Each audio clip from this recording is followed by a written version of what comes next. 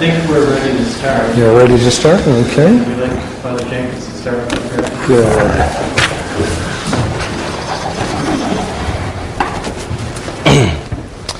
In the name of the Father, and of the Son, and of the Holy Ghost, amen. Come, Holy Ghost, fill the hearts of thy faithful, and kindle in them the fire of thy love. Send forth thy Spirit, and they shall be created. And thou shalt renew the face of the earth. Let us pray, O God, who didst instruct the hearts of thy faithful by the light of the Holy Ghost, grant us by that same Spirit to be truly wise and ever to rejoice in his consolation. Through Christ our Lord, amen.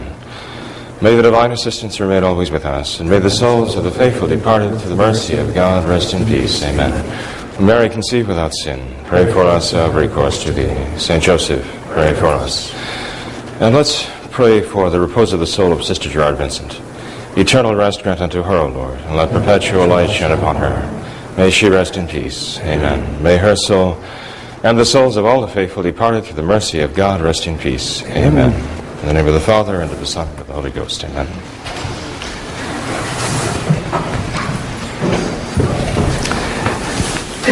Ready to start?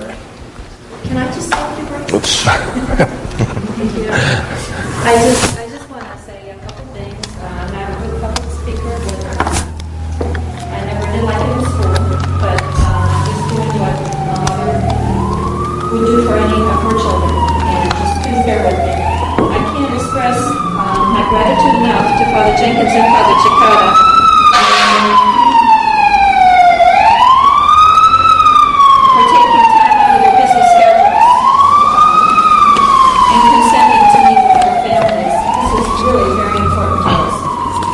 We've been hoping and praying for this meeting for a very long time. The situation in our churches, that our churches are in, have caused many, many heartaches within my family in particular. And I know of quite a few similar instances throughout the two parishes where the families are broken into over religious issues. Instead of bringing the families together, unfortunately, we are spreading further and further apart. We all have the same beliefs in a traditional religion, and hopefully this meeting will help us to understand the differences and make an informed decision or clear up any doubts. And ultimately, we pray for a union of both churches. Barry Hearn has graciously accepted my plea for him to be a moderator timekeeper here. And one more wish of mine is for everyone to keep calm and behave as Catholic adults.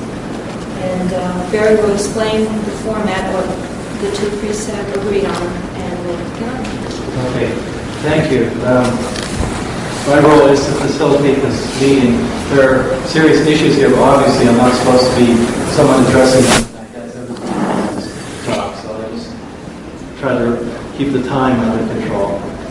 And we expect the meeting to run probably at least until 8, and we're saying no more than 9 as a deadline.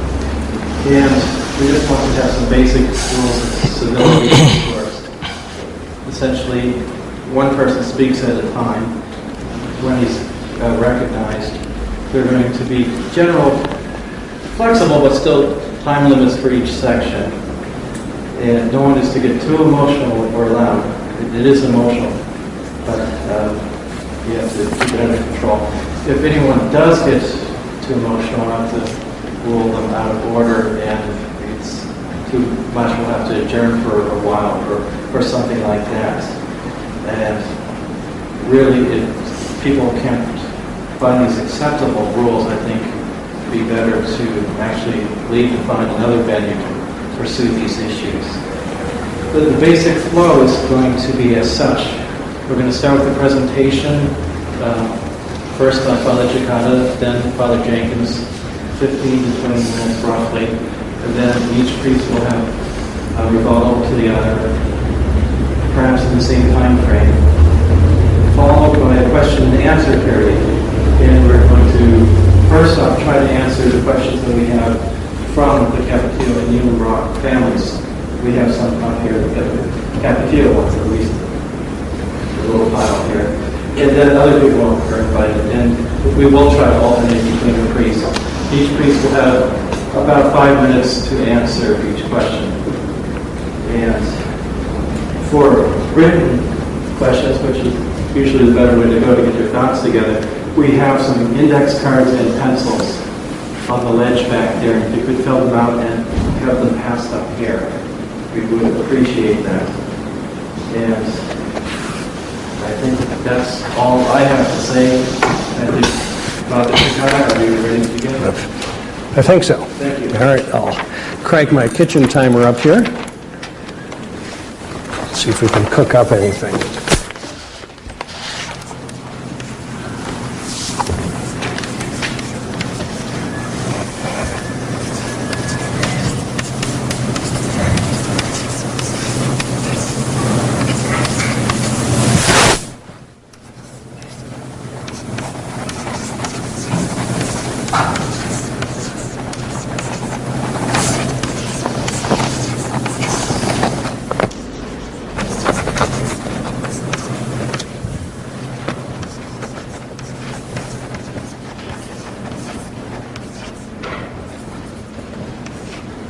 The blackboards are not high-tech.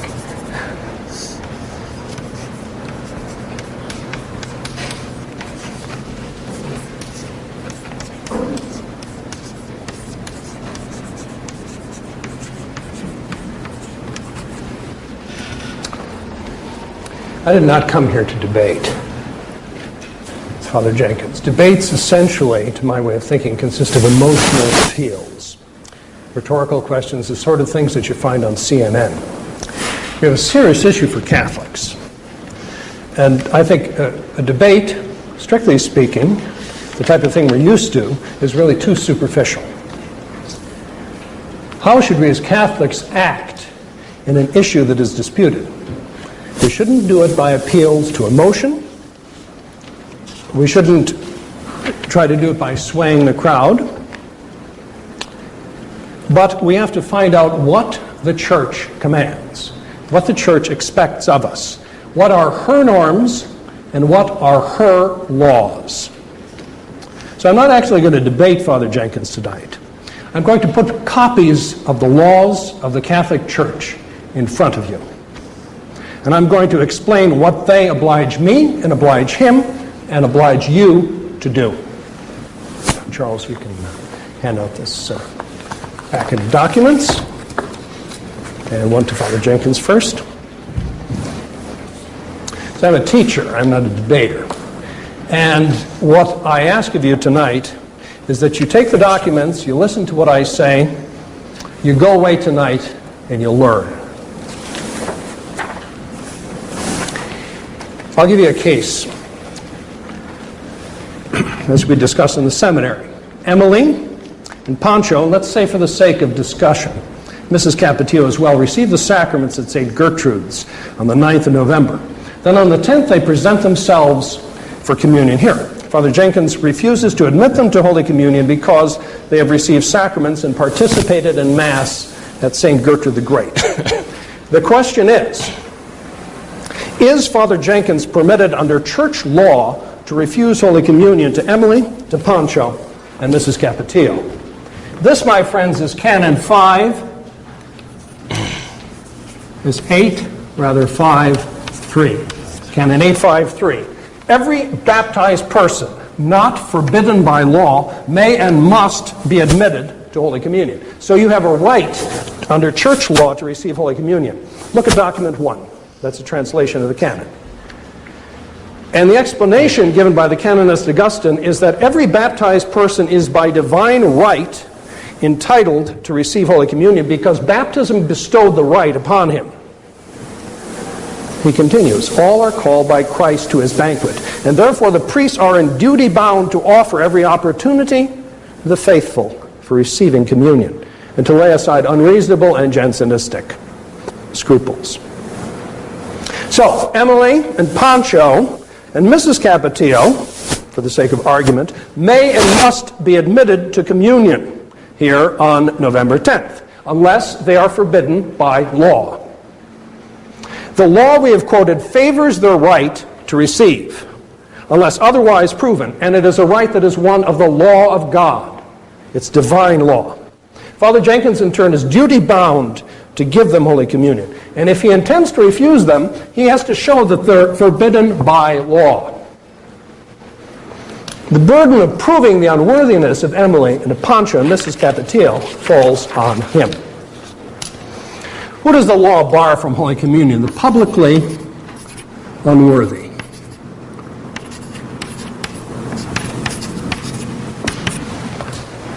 Document 2. The Holy Eucharist, that's Canon 855, may not be given to such as are publicly unworthy, such as the excommunicated, such as the interdicted, such as the notoriously infamous, unless they have given signs of repentance and amendment. That's in document 2. So Father Jenkins has to demonstrate that Emily and Pancho and Mrs. Capetillo are publicly unworthy.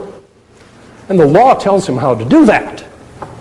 It tells him how to do it. Excommunicated, interdicted, notoriously infamous, or that they fall under some other legal category that renders them unworthy to receive Holy Communion.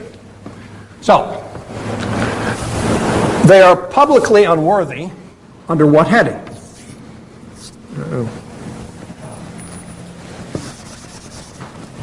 First one, excommunication. Second one, interdict. Third one, notorious infamy.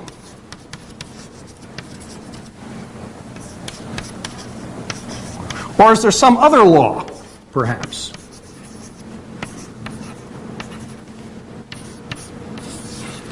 Or are they finally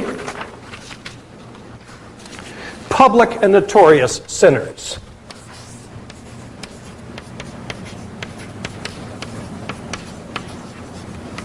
That's what he has to prove. That's what he has to show. He has to show that from the church law. Okay, look at the documents. Document number 3.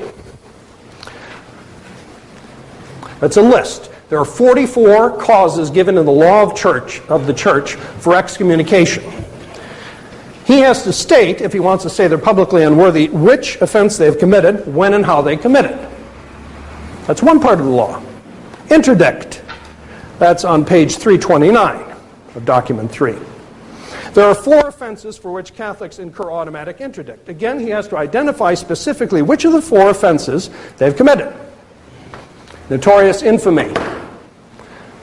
The next document,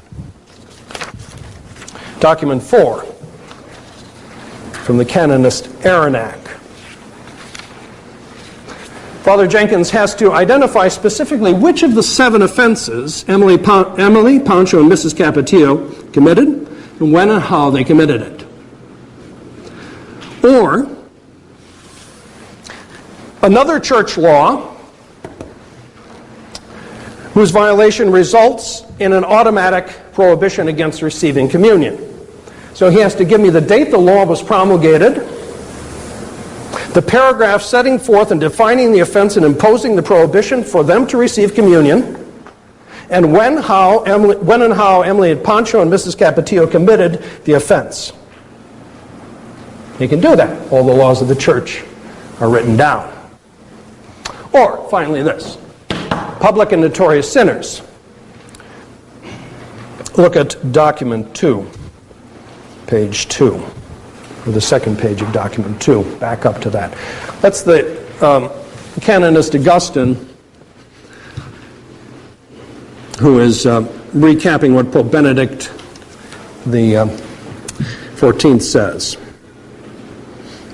They are defined as public sinners who, quote, if they have been declared as such by an ecclesiastical judge, or if they have publicly confessed their crimes, or as we say, pleaded guilty, in other words, in a court of law, or if they have committed in word or deed a crime that still lasts and is known to the public and is not atoned for, and therefore is a source of scandal.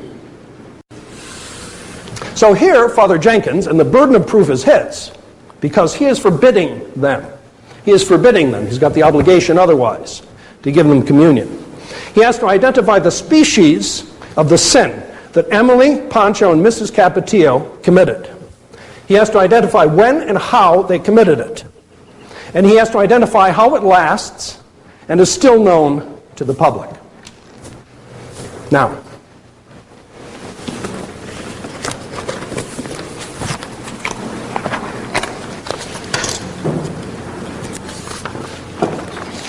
I have no rhetorical tricks up my sleeve. My notes are here. Okay? I'm giving you all a copy of my notes to study afterwards, which is what you should do. Don't let your emotions be swayed. Let your brain be swayed by the evidence of the law of the church that I'm giving to you. To sum up, every baptized person not forbidden by law may and must be admitted to Holy Communion. Therefore, Emily, Pancho, and Mrs. Capetillo, for the sake of argument here, must be admitted unless forbidden by law. The church favors their right to receive. If Father Jenkins intends to refuse them, then he must prove that some church law forbids them to receive. The law of the church bars the publicly unworthy from communion. I'm summing it up as I would for my students. You become publicly unworthy through excommunication, through interdict, through notorious infamy, through some other law which can be identified, or through being a public and notorious sinner. Church law sets forth in detail how each of these is incurred. If Father Jenkins intends to refuse communion to Emily, Pancho, and Mrs. Capetillo, he has to specify the offense committed, the law violated, when it was committed, give us the details on it. And over the years, he has not been able clearly to do this. And I don't think he can. And therefore, the conclusion is clear, that Father Jenkins is not permitted under church law to refuse communion to Emily, Pancho, and Mrs. Capetillo. Accordingly, he must give them communion. He is obliged. Now, one more thing.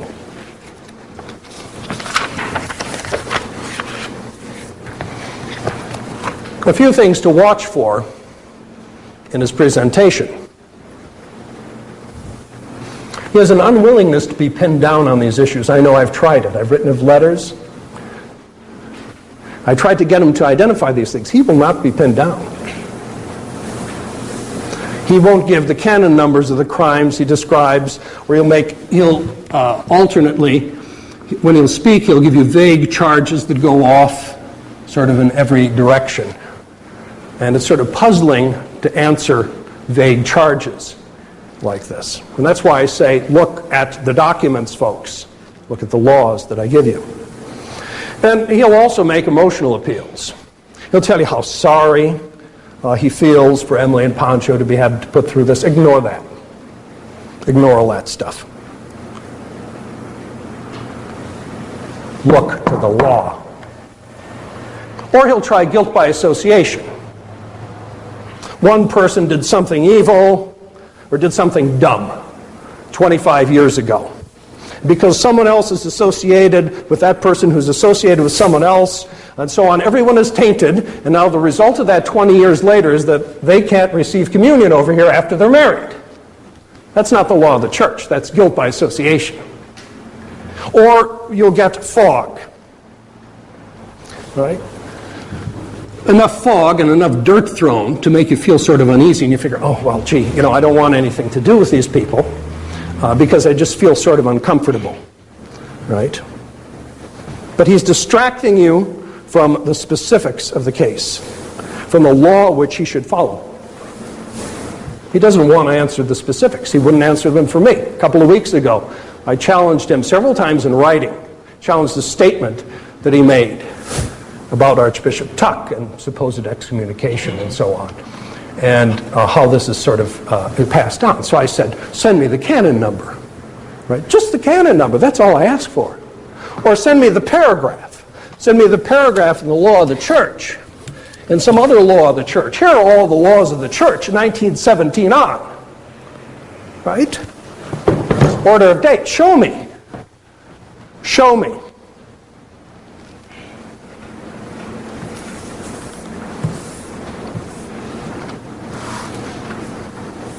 I'm going to turn it over to Father Jenkins now.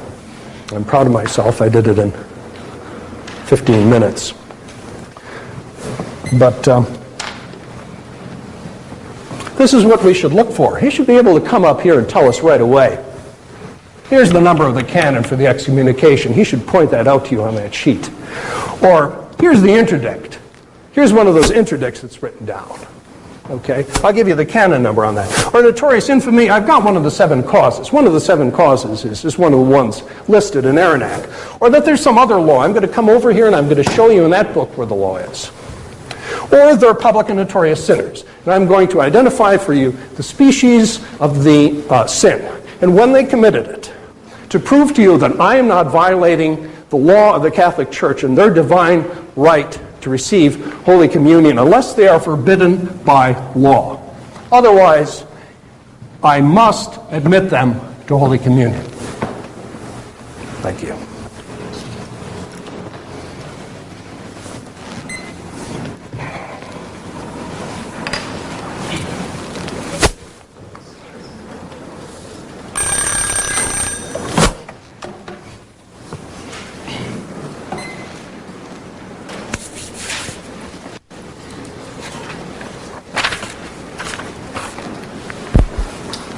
You got me, Anju? Okay.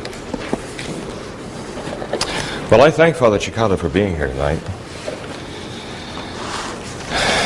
I'm sure that most, perhaps all, that is being said here, you will have heard before, at one time or another.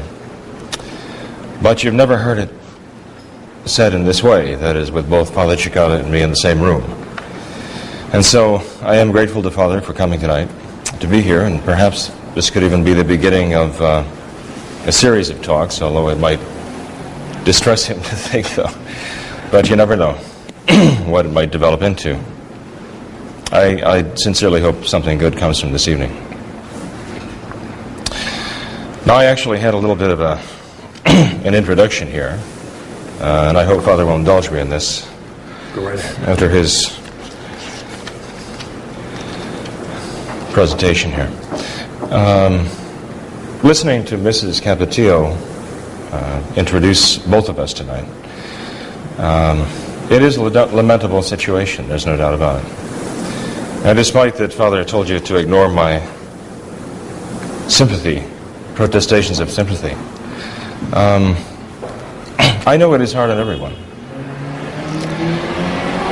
And despite whatever impressions you might have gotten, or despite what might have been said, I know that none of us enjoys this at all.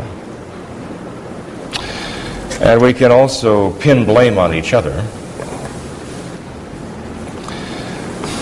There has been blame pinned, for example, on Father Cekada in the past because he reversed his position on this matter. But I don't blame him for that. The very fact that we can change our minds about things is the same reason that we are redeemable, that we can repent of mistakes. It's a human prerogative. But of course we need good and serious reasons to change our minds. And that's what's the issue here, whether those reasons are compelling reasons.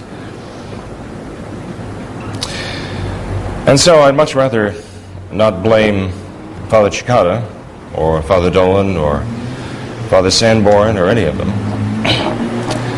But I find that the modernists who've done this to the Church are really the ones who are to blame for all of this mess. Because they put us all in such a terrible position to have to deal with these problems that are so serious. And I know Father Cekada would like to reduce it, or in his own mind does reduce it to something so simple. I say it is not that simple. I say there's much more to this than that one question alone as to whether Father Jenkins would give Holy Communion to Pancho, Emily, and Mrs. Capetillo on November 10th. There's just a lot more to this, and that is not being addressed. It is actually being ignored, swept under the rug, as though it were of no consequence. But it is of the greatest consequence. Everything depends upon this. These other questions. And Father Cekada says I haven't responded to him. And it's true, when I started receiving the series of faxes day after day, I did not respond, certainly not immediately. But when I did respond, it was to ask for this meeting so that we could present the evidence side by side. As I mentioned in my letter, I was concerned that people were getting batted back and forth. And I'd heard so much of this from so many people, I thought that, well, it's time that we actually met face to face and addressed the questions, and not just some of the questions, but all of the questions. And I want to begin by pointing out that it is not only emotions that can cloud the issue. There are other factors that cloud the issue as well.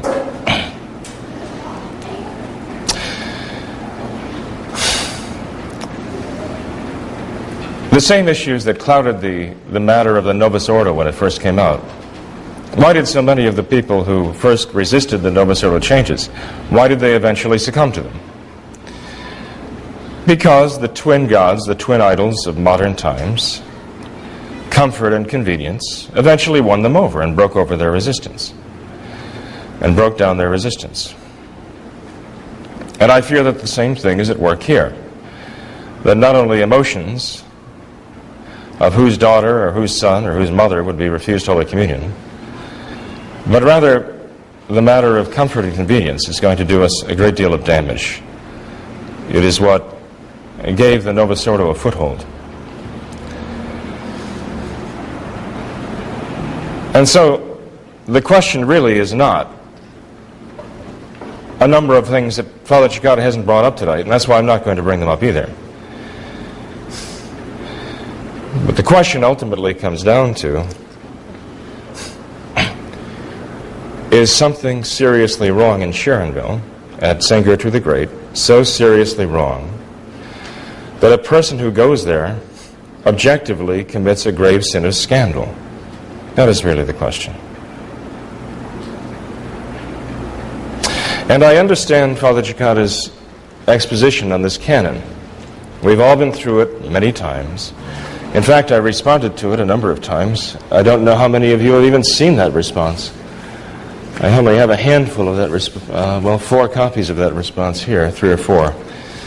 But I'd be glad to put out a response. In fact, I issued this response in 1995, shortly after Father Cekada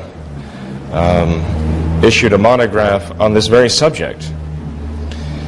And I know Father saw it because I addressed it to him. But I doubt that many of you here have seen that or read that. And I would have liked Father to have responded to my response, but I never got a response to it. I never got a response to it whatsoever.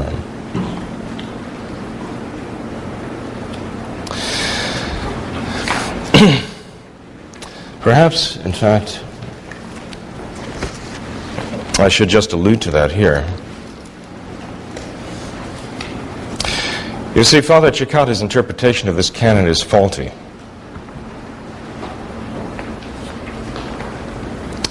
It's a bad interpretation because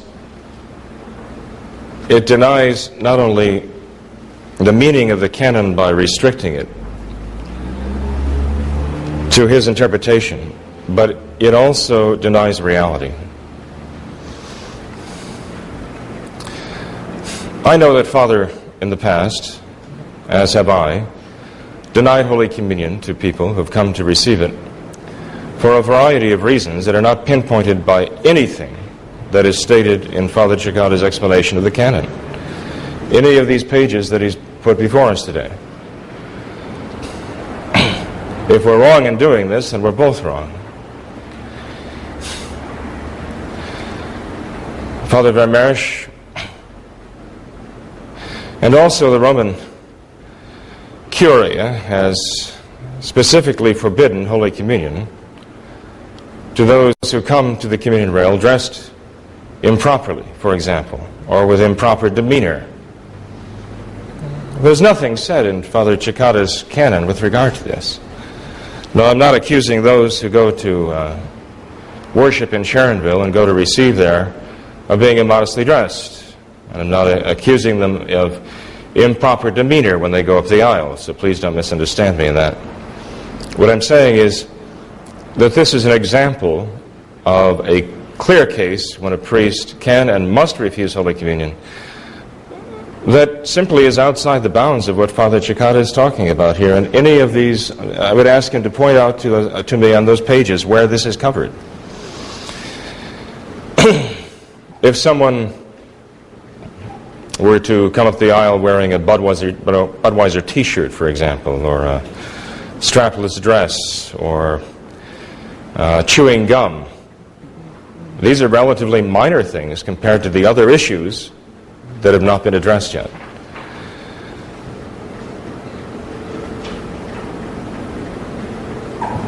And so Father Cekada's own behavior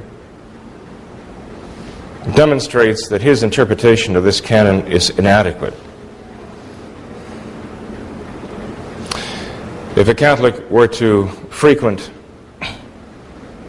a Greek Orthodox church because he says the Greek Orthodox still have the traditional Eastern liturgy, neither I would give him Holy Communion, nor would Father Cekada, I believe.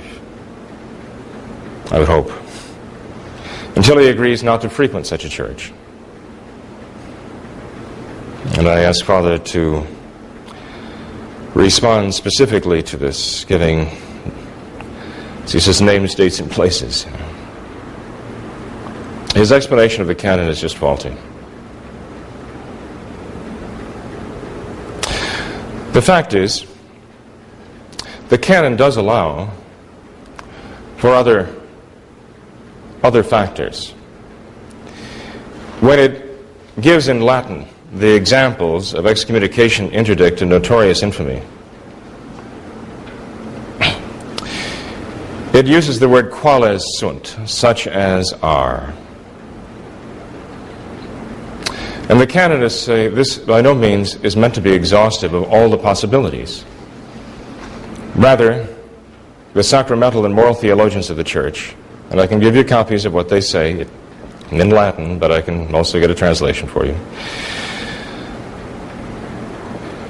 say that anyone who is indecens, indecent, in dress or demeanor, for example, must be excluded from communion. And furthermore, you'd be scandalized if we didn't exclude them. But how do they fall under the excommunication, interdict, and notorious infamy? Or the idea of being a public sinner? Is one a public sinner for coming up to receive Holy Communion wearing a sweatsuit or cutoffs?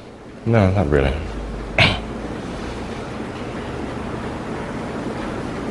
But you certainly wouldn't want a priest to give him Holy Communion. You would know that'd be wrong. Well, there are deeper reasons here that go far beyond this one canon that Father's quoted, or two, 853, 855. The question is it Catholic? Is it legitimate? Is it traditional for Catholics to associate and affiliate themselves with the Thuc line of bishops? That's the question here. That's where everything starts, and everything follows from that. And that's a question that cannot simply be swept under the rug. We were all united in this at one time. Father Cekada, Father Dolan, Father Sanborn, Bishop Kelly, Father Rochka, Father Skirky, on and on, the rest of us. We all had the same understanding. As Father Sanborn said, it's simply too sordid to be associated with. And even Father McKenna, who's now a Thuc bishop, who was brought to Mount St. Michael's, is another question altogether, because the two things were brought together in the person of Father Pivarunas.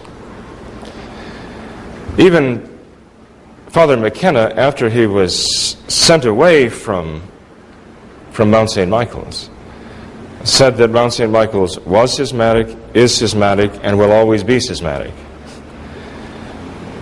And he is one of the Thuc bishops from a different line, from a different avenue than Father Dolan. There are clearly problems here. When Father Cekada said, and I'm not saying this to hang this on you, because you've changed your mind and I understand that, and if you have good reasons for it, I want to know them. But I still agree with what you said back in the 80s. Every bit as much, even more so than I agreed with it then, and I thought it was very well said.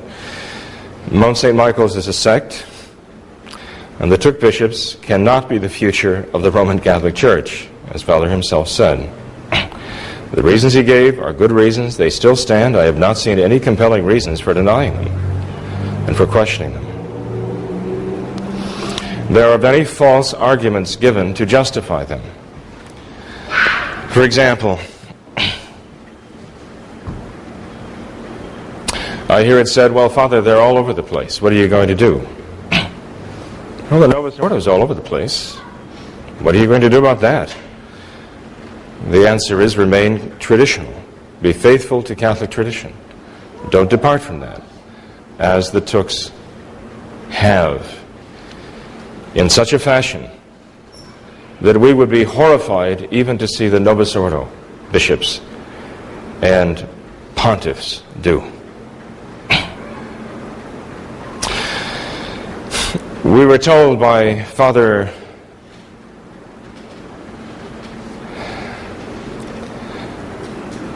the French priest who puts out Foi dans la Foi. Name? No, I'm kidding. Father Barber, Father Noel Barber, thank you. After he had summed up very beautifully the problem with the Thuc bishops, he threw it all aside finally and said, we have to break the monopoly of the Society of St. Pius X. But that's not a reason to justify the unjustifiable. It's a false reason.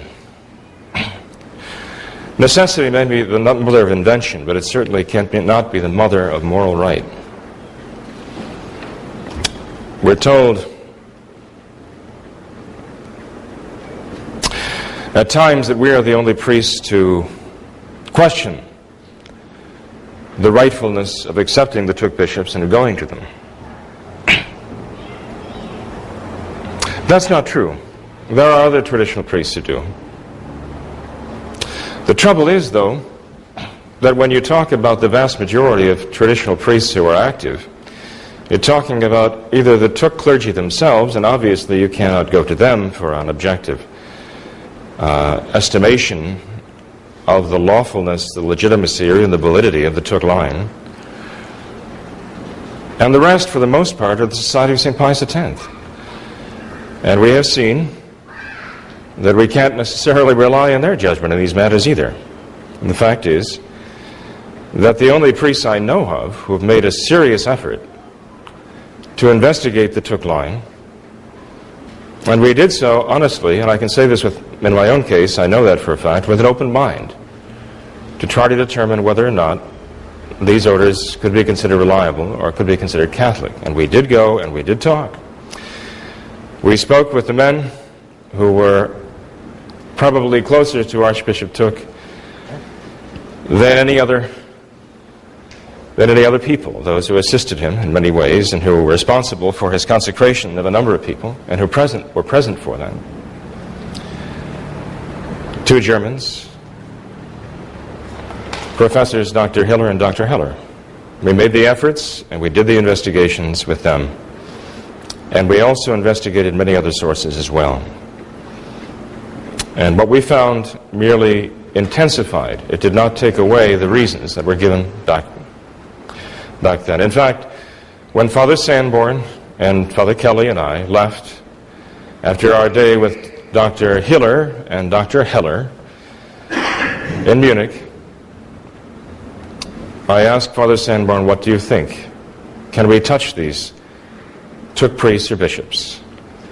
And his answer to me was, no, he said, because there is no sufficient evidence. He said to me, I have complete confidence in Father Gerard de Laurier that he would certify that his consecration was done validly. But he said, that's my own personal conviction from Father de Laurier in the public forum. That means for use for souls. A priest could never use that. Now Father Sanborn has changed his mind. And that brings me to a fourth false reason why this is justified. Well, the principle isn't wrong. Let me put it this way. The principle isn't wrong. The application is absolutely wrong. And the principle is this: if a consecration or an ordination takes place, it must be presumed valid. And those who would challenge it have the burden of proof on them. They cannot only give general and negative doubts about it, but they have to actually prove that it was invalid. This is a true principle of the Catholic Church. It has to do with validity, not liceity or legality, notice. My question about the Thuc consecration centers more around legality than it does around validity, although both are a genuine concern, and concerns that need to be addressed, and are not being addressed, unfortunately. Because I would say that the Thuc consecrations are doubtfully valid. Certainly they are not Catholic. Absolutely, without doubt, they are not Catholic. But how does that correspond, or how does that account for this? That if an ordination or a consecration takes place, it must be proven to be invalid.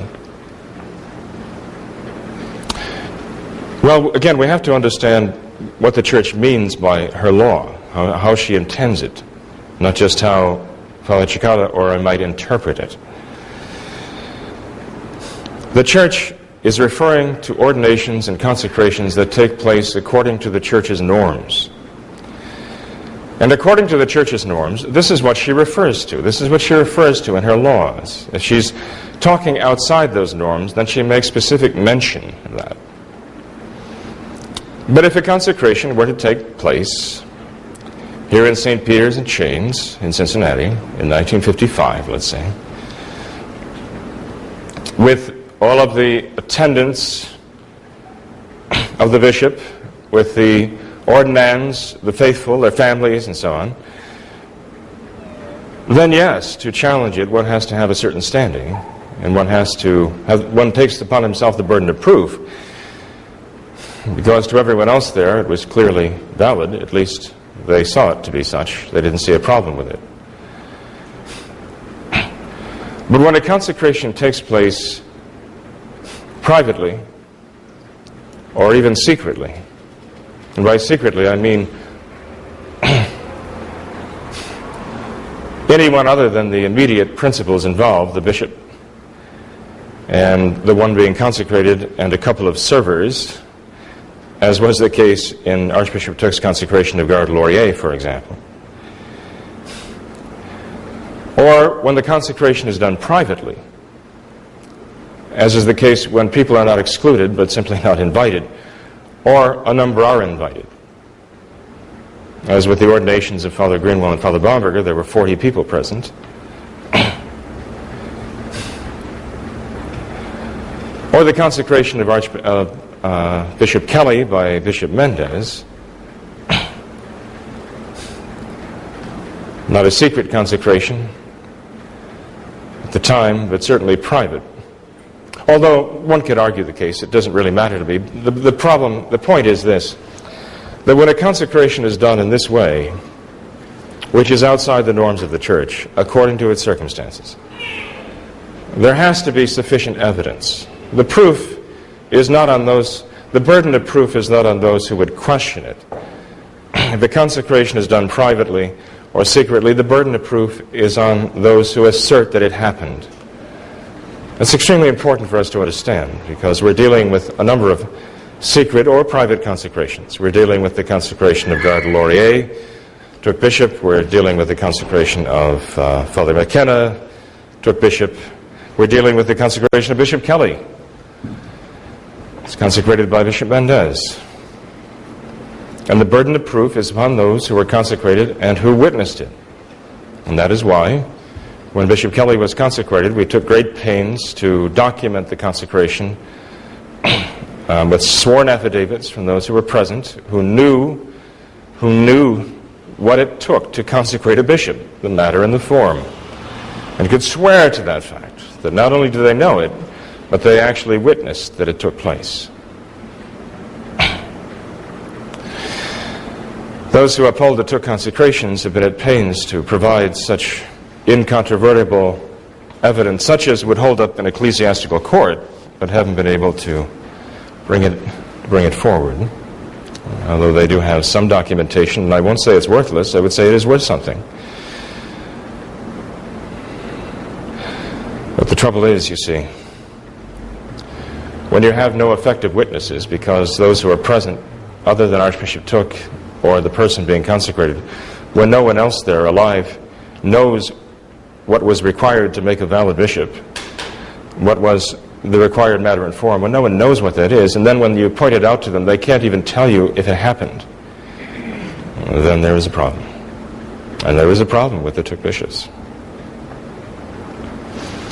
But I would get to this point and close with this point.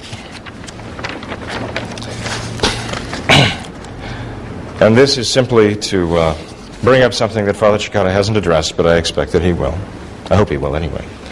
And that has to do with what he has been requesting all this time, which I did not send to him because, again, I was afraid that Pancho and Emily would be right back in the soup again, which we talked about when they met with me. And that is being batted back and forth until finally they just throw up their hands and say, I talked to Father Jenkins, it sounds good to me. I talked to Father Cekada, that sounds good too. That's why I insisted we have this meeting, so that we can actually together look at this whole matter. And I'm not saying we're going to solve everything right now either, but at least we can say, I don't blame you for being confused. I don't blame you at all. But the problem really does go far beyond a matter of mere confusion.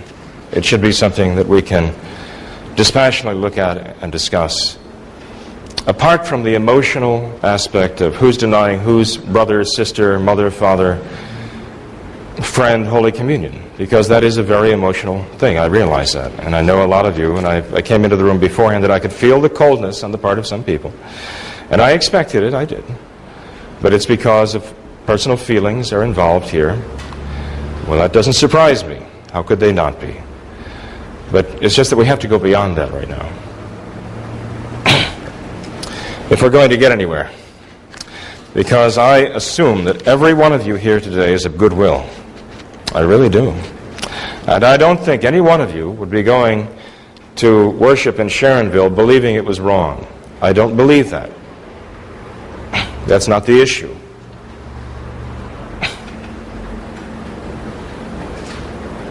The issue is whether it's wrong or not. That's what we have to address. But I have copies of this for you. It's a statement of the Holy Office at the express direction of Pope Pius XII. It is a statement of excommunication. It's not a declaratory statement of excommunication, a decree of excommunication from an individual, about an individual. It is a kind of blanket or automatic excommunication of any people who should do certain things. And you see, the Church has two general kinds of excommunication. There's the excommunication that requires a direct decree from the Holy See naming an individual excommunicated. That is an excommunication ferende sententiae. There's an excommunication, however, which is incurred just by the very fact that a person does something. And this generally refers to things that are so serious, that in the Church's mind are so awful,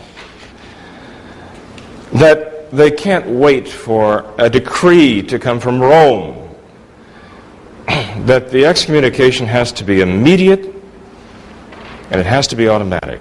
And I'm talking about crimes such as deliberately defiling the Blessed Sacrament, attacking the Blessed Sacrament, attacking the person of a true Catholic Pope, for example. These are very serious. Trying to trying to influence or somehow rig the results of a papal election. Very serious matters. Abortion, joining the Masons. These are all crimes for which a person is excommunicated in such a way that he doesn't need to be named, or doesn't need to come from Rome after 6 months or a year, but rather the law himself names him excommunicated. You don't need a decree from Paul VI or John Paul II or anyone like that. This decree is dated April 9th, 1951, and it is issued by the Holy See, the Holy Office of which the Pope himself is the prefect. And this is what it says. And I'm sorry I'm speaking very slowly, I know that, I apologize for that.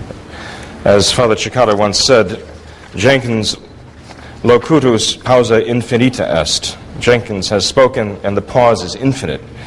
That's supposed to be ecclesia. Well, you go ahead, it's your Roma locutus est. Right. Yes, we can certainly speed up the tape. That'd be fine. That'd sound like one of the chipmunks in us. But I have this in English for you too, and I'll make this available for you. And we have this in the commentary on the Code of Canon Law, which is reprinted in the Canon Law Digest, by the way, officially published documents affecting the Code of Canon Law 1942 to 1953. And there has been added as Canon 2245 to the 1718 Code of the Code of Canon Law, this statement. And by the way, this is how it's introduced here. A new excommunication most specially reserved to the Holy See, consecrating a bishop not nominated or expressly confirmed by the Holy See.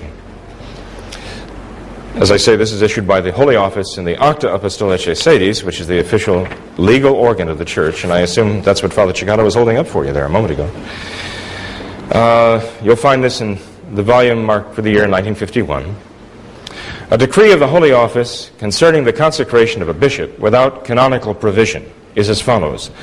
A bishop of whatsoever right or dignity who consecrates to the episcopacy anyone who is neither appointed nor expressly confirmed by the Holy See, and the person who receives the consecration, even though they were coerced by grave fear,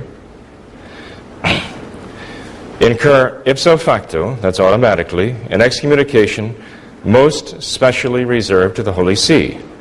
Now, this is the most serious kind of excommunication that can be inflicted automatically on anyone. The degrees of severity of the automatic excommunications depend upon who they are reserved to. If you have to go to the local bishop to be absolved, if you have to go to the Holy See itself, and whether at what level, specially reserved, most specially reserved, simply reserved, these are all levels of these excommunications. My point is, though, this is the most serious kind of excommunication that the Church can deliver automatically against anybody, ever. How serious is this? Well, I mentioned the excommunication for having an abortion or even performing an abortion. This is worse. Those excommunications are reserved to the local bishop. I mentioned the excommunication for joining the Masons. Again, that excommunication, as I recall, is reserved to the local bishop. This excommunication is so serious, it goes far beyond that. It is not only reserved to the Holy See itself, it is reserved in the most special manner to the Holy See. There are only a handful of such excommunications at the church levels. Very, very few. And I can give you copies of those, that's no problem. If you like them, they're yours. But that shows the seriousness of all this. Then under canon... Could we save our questions? Yeah, save it. Okay, so it's just very pertinent to this. We can handle it. We'll handle it later. We won't get to it. I mean, as far as I'm concerned, you can ask it now if you want. Well, let's just follow the form. It's up to you. Okay, okay.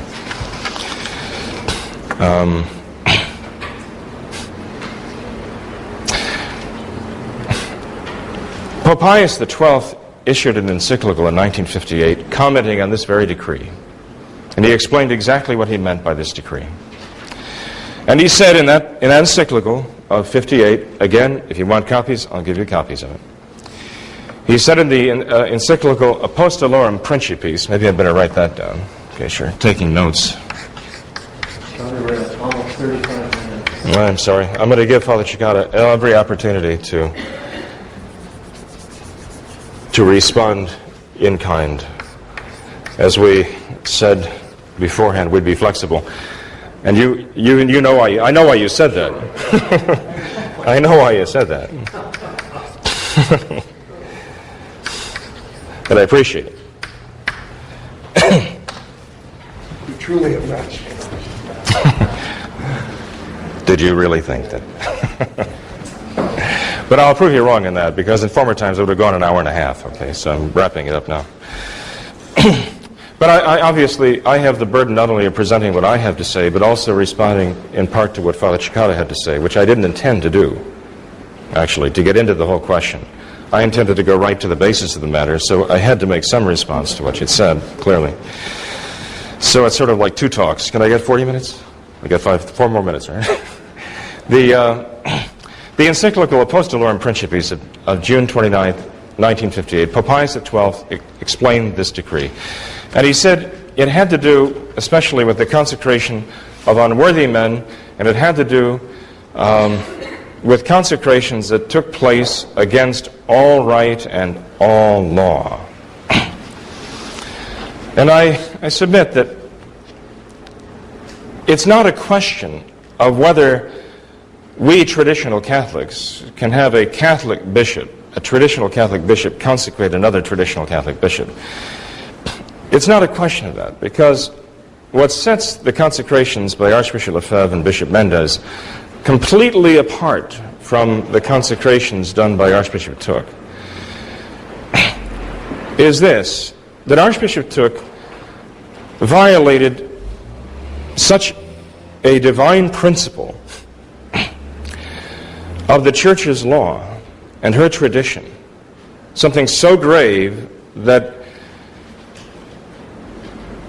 16 years before, actually 26 years before, I beg your pardon, Pope Pius XII had this decree put in place of excommunication. He consecrated a non-Catholic, a known non-Catholic, a man named Jean Laborie, a man of Paris.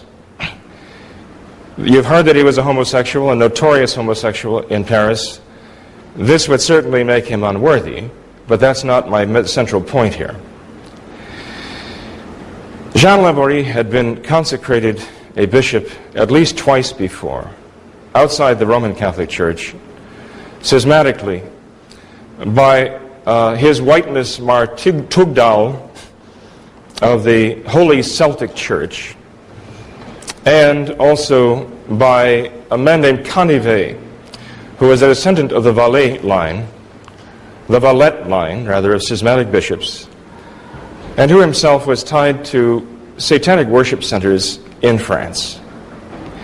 It was after these two consecrations that Archbishop Thuc then consecrated himself Jean Laborie, and it's particularly tragic that he did that, because he brought together not only these schismatic lines, but he brought what should have been a Roman Catholic line, and it was something that was done against all right and all law. And I suggest if we ignore that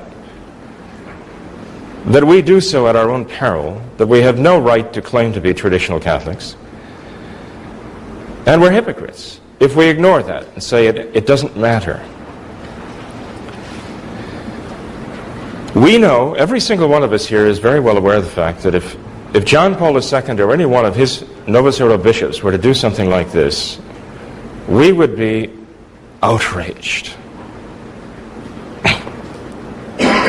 And we would say, that proves it, as if we needed any more proof. My dear people, Archbishop Thuc violated a law which the consecrations of Bishop Mendez, by Bishop Mendez and Archbishop Lefebvre, did not even touch.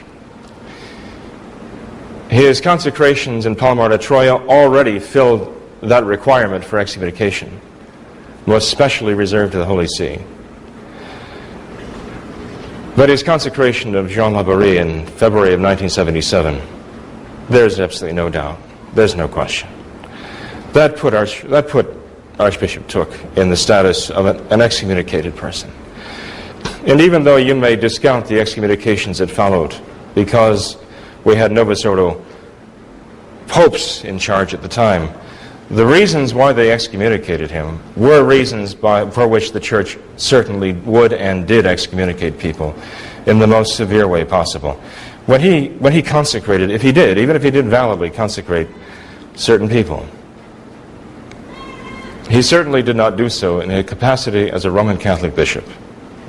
And the bishops who would follow from him, however valid they might be, cannot claim to function in the role of traditional Catholic bishops or Catholic bishops of any stripe.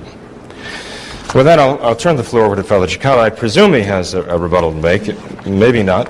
What I'll do is I'll do a short rebuttal, and then I have a suggestion, because you suggested a number of topics. Right. Right. Let me see if I can do this is going to be less than 5 minutes.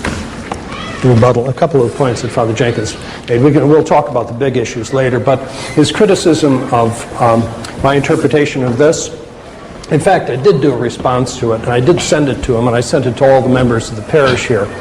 And it's called Father Jenkins' Defense of Communion, an analysis by Father. Maybe you didn't get it. I don't know. But I did. I did a 4-page response to it, and I did what I did tonight. I sent documents to everyone supporting the different contentions I had. Father spoke of the decree of the Congregation of the Council, forbidding indecently dressed people from coming to Holy Communion. That doesn't undercut this, because that means it's forbidden by law to address in improper fashion. Or you get someone in this country where that law does not necessarily apply, because that was an Italian law, particular to the church in Italy. Someone comes obscenely dressed is actually the rule in moral theology. If a woman comes obscenely dressed to the communion rail, you may refuse her communion, but that's because she's publicly unworthy. That's because she's a sinner.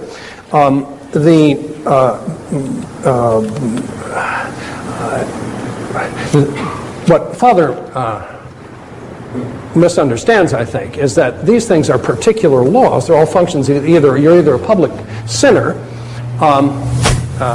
because it's immodesty or impurity, and so that's your public sinner, and it's irreverent to receive the Eucharist. Or there's a particular law that says you can't be admitted to Holy Communion. So this all falls within the purview of this. Right, baptized person not forbidden by law. So that what Father says doesn't undercut the case. And so you see that here, though, we've had, even though Father has had a long opportunity to do that, which is fine, that we still don't know any of these references to an actual law of the Church that would enable Father Jenkins to refuse Holy Communion to Pancho and to Emily and to Mrs. Capetillo. Oh, no, that's only 3 minutes, but anyway. Yeah, I mean, that's precisely the point on this. So in other words, that these are laws. The other thing I would say, that the EG that Father Jenkins gives, that doesn't mean you can make up your own laws. I can't, as a priest, say, I think that this person is a schismatic. I think that Thuc bishops or association with those people, those people are schismatics, and I'm going to refuse communion to them. You can't really do that unless there's a law that allows you to do it. One law that would allow you to do it to someone who was a real Greek schismatic, as Father mentioned, is that it's what's called communicatio sacris. In other words, common worship with non-Catholics is forbidden. So it would be forbidden. You find out someone goes to a Greek Orthodox church, that's forbidden by law, and he would be while there's not an excommunication attached to it, Nevertheless, he's a public sinner because people know about it. So it all fits in with the terms of the law, and that's what I'm trying to do here, is to get you to focus on this. What else I would say is this, that see, that's the dangerous thing, that you know, you bust someone's chops by making up your own law. But I would suggest, Father said there are a lot of topics, and I noted a couple. So what I would suggest now is maybe that we just go through a couple of them, a couple of the ones that he noted. Okay, well, I'm going to end up having to kneel, but it's good for my sins, public and private. Okay, let's see. One of the things is, okay, so let's see. I think one of the things was like that we at Sharonville somehow maybe are non-Catholics, I think. Okay, and then the other thing that he brought up was the excommunication of Archbishop Thuc. What else did we get? Oh, scandal. That was another thing we got. And then unworthy ordinance was another one. Labyrinth Company.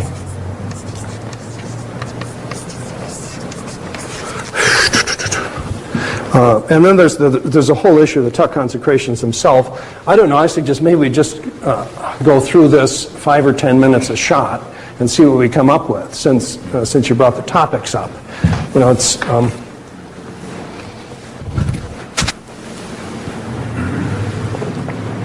may I have some more water, please? Okay, and then I'll announce how much time I think I'll leave Holy Communion, because Archbishop Thuc, let's say, was a non-Catholic somehow, or CMRI member. CMRI came up, or maybe somehow by association Bishop Dolan is a non-Catholic, or, you know, pick whoever is involved over there. That we are, or were, or are non-Catholics or schismatics or something like that. I refer you to document 5 on the list. Document 5 is a definition of who a Catholic is. And this is from Pius XII's Mystici Corporis. Yeah, it's document number 5 there. In the church, they alone are to be counted as members who, having received the baptism of regeneration and professed the true faith, who moreover have not had the misfortune to separate themselves from the assembly of the body, that's the assembly of the body of the church, or been excommunicated by legitimate authority for very grave faults. We'll get to that business later, okay? Now, if Father Jenkins maintains that the CMRI bunch, or Archbishop Thuc, or me, or Bishop Dolan, if we're non-Catholics, he has to demonstrate that we don't fall within this definition, because that defines who a Catholic is. You don't fall in the definition, you're a non-Catholic. And so apart from heresy, that's not professing the true faith, he would have to show that the person he accuses has either separated himself from the assembly of the body, that means to become a schismatic, or he has been excommunicated by legitimate authority. Talk about that later. Let's talk about schismatic first, okay? That non-Catholics in the Code of Canon Law are defined in, or 3 important terms are defined in the Code of Canon Law in Canon 1325. And that's document 6. We're going to give you the definition of a schismatic. You call someone a schismatic, he has to fit into this definition. If one, after the reception of baptism, while retaining the name of Christian, pertinaciously refuses submission to the Supreme Pontiff, or rejects communion with the members of the church subject to the latter, he is a schismatic. So, church law doesn't give another definition. Right? This is the one that I have to follow, that you have to follow, that Father Jenkins has to follow. Now, if Father Jenkins calls a baptized Catholic now schismatic, okay? Let's say he does that to me. He has to show one of 2 things: that refused, subjection, to the Roman Pontiff, or refused to be in communion with those subject to the Roman Pontiff. It's either or, and he did it pertinaciously. Now that's a term of art in canon law, and that's defined, as you'll see on the documents I'll give you. It's from a Latin document, I give you the English. Pertinaciously means this presupposes bad faith, such as the schismatic knowingly and willingly tears asunder the unity of the church. So, we follow that definition. Father Jenkins has to identify this occasion for anyone he calls a schismatic. He has to tell us when and how Thuc refused to be subject to a true Roman pontiff, or refused communion to those members of the church who were subject to a true Roman pontiff, and did so pertinaciously, in other words, knowingly and willingly, so that he wanted to tear asunder the unity of the church. That's what you have to prove if you call someone a schismatic. Or, say he does it about someone in CMRI. I challenged him to do this about Sister Teresa, who was with us for a number of years. She had been the Mother Superior of the CMRI sisters. She had been like one of the founders from '68. And I said, fine, here's the definition. And this was in these letters we circulated. Identify, Father, the occasions on which she refused to be subject to the Roman pontiff, or rejected communion with members of the church subject to him, and did so pertinaciously. See, this is the law. It has to, and your chops are being busted. You're going to be punished if this happens. So it has to be defined narrowly. You can't make your own definition. Or Bishop Dolan, ditto. You know, when did he refuse subjection to the Roman pontiff? Right? Or when did he refuse communion with members of the church subject to the Roman pontiff? And when did he do so pertinaciously? Father has to identify the occasion on which he did it. Otherwise, he can't claim any of these people are schismatics. All right? To sum up, Pius XII teaches that a baptized person who professes the true faith is a member of the Catholic Church unless he is separated from it by excommunication from legitimate authority or schism. Church law defines a schismatic as someone who refuses subjection to the Pope or refuses communion with Catholics in communion with the Pope. And he does so pertinaciously, which is to say knowingly and willingly. Father Jenkins must prove anyone he calls a schismatic meets these criteria. And I maintain he can't show that Thuc or any individual CMRI member, you can't make a vague accusation. Point one out, okay? And Schuckart claims he's the Pope, right? He's crazy, right? He doesn't necessarily fall pertinaciously under the heading of schism. He's nuts, right? He's nuts. And he's deluded, right? So you have to fall within the definition. And still, the sins of Schuckart don't affect everyone who's ever come into contact with someone from Mount St. Michael's and given them communion. Find that in a law somewhere. So also for Thuc, right, or Bishop Dolan, right, he can't show that they fall under these criteria. So he can't claim that they were or are schismatics, and he can't claim that we're non-Catholics, or that Thuc was a non-Catholic. You can't claim that because you've got the definition of Pius XII, you've got a definition in Canon 1325, which it tells you what a schismatic is, and that's that. So he may not refuse communion, to get back to our issue, to Emily, to Pancho, and to Mrs. Capetillo, on the grounds that Thuc or CMRI members or Bishop Dolan, etc., were or are non-Catholics or schismatics. And I've used 8 minutes.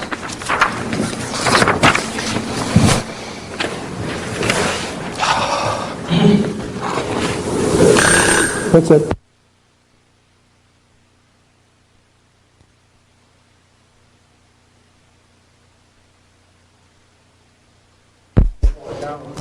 Oh, would you? Because I don't know if I can talk any faster than I do.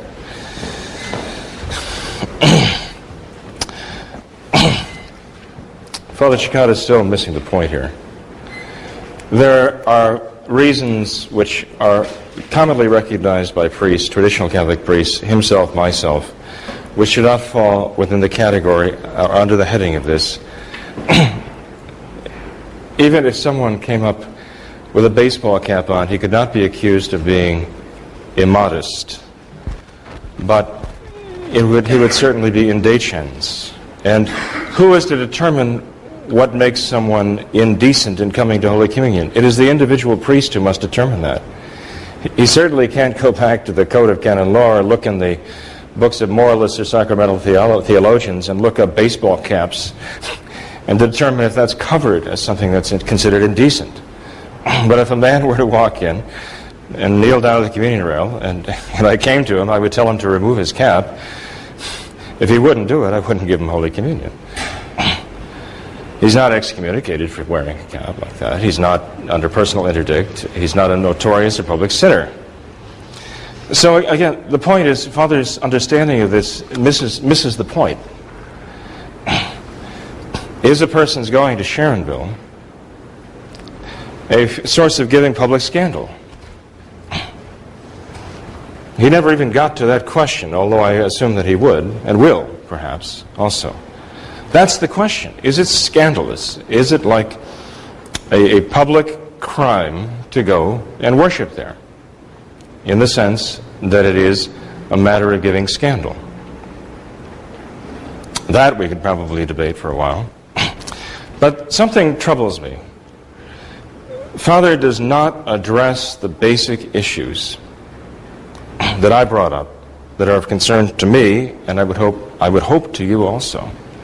It's something that is never actually discussed. The whole discussion here seems to be turning around the question of whether I can legitimately refuse you Holy Communion, or anyone, for that matter, who would go to Sharonville, not just Sharonville, but any of the Thuc clergy for the sacraments. That's what it's being turned into, as though I'm on trial for this. But that doesn't help matters, because we have fundamental issues behind all of that have to be resolved. If I'm right, and others are right, in finding in Archbishop Thuc and his excommunication, which is absolutely without any question that he was excommunicated by that decree of the Holy Office of 1951, because if he wasn't excommunicated for doing what he did, it is hard to imagine a scenario in which that law, that decree, would apply to anybody for anything. But I would just respond to this extent, because I'm only given this to respond to, because, again, much of what I said drew absolutely no response from anything that Father Cekada said. If you want to do the excommunication, I guess we can do that too. Well, if not tonight, then sometime, because I think we have to get to that, because this is the reason, this is the ground behind everything. Okay? The reason why there is a problem at all, you know, that whole thing. But as far as being schismatics, you know, Father, just to respond to what he said here, you have to, even though I think it doesn't really address the point, still, with regard to schism, there's a definition: to refuse submission to the Roman Pontiff and to refuse to be in communication with the faithful who are subject to him. And then you have to prove that it's pertinacious. And Father Cekada brought up Archbishop Thuc and the CMRIs. As you know, it's not just the Thuc bishops that we have to be concerned about when we look at St. Gertrude and Father Dolan, Father Cekada, and others who have aligned with them, or at least chosen to receive orders from that lineage. We also do have the CMRI question. The CMRI were characterized by Father Cekada, and I believe he was right in this, as a sect. Now, a sect is not the Roman Catholic Church, and the Roman Catholic Church cannot be a sect. The very meaning of sect means cut off. And in fact, it was a sect. Father McKenna, even as I mentioned before, after he was sent away by them, said that they were a sect, they were schismatic, they are schismatic, and they always will be schismatic. One cannot lightly dismiss the fact that the founder and the head of the CMRI believed himself to be and professed himself to be the Roman Pontiff, taking a name, wearing the Pope's garb. There are hundreds of people who were involved in Mount St. Michael's at the time who said they were not aware of this. But the leadership of Mount St. Michael's was aware of it.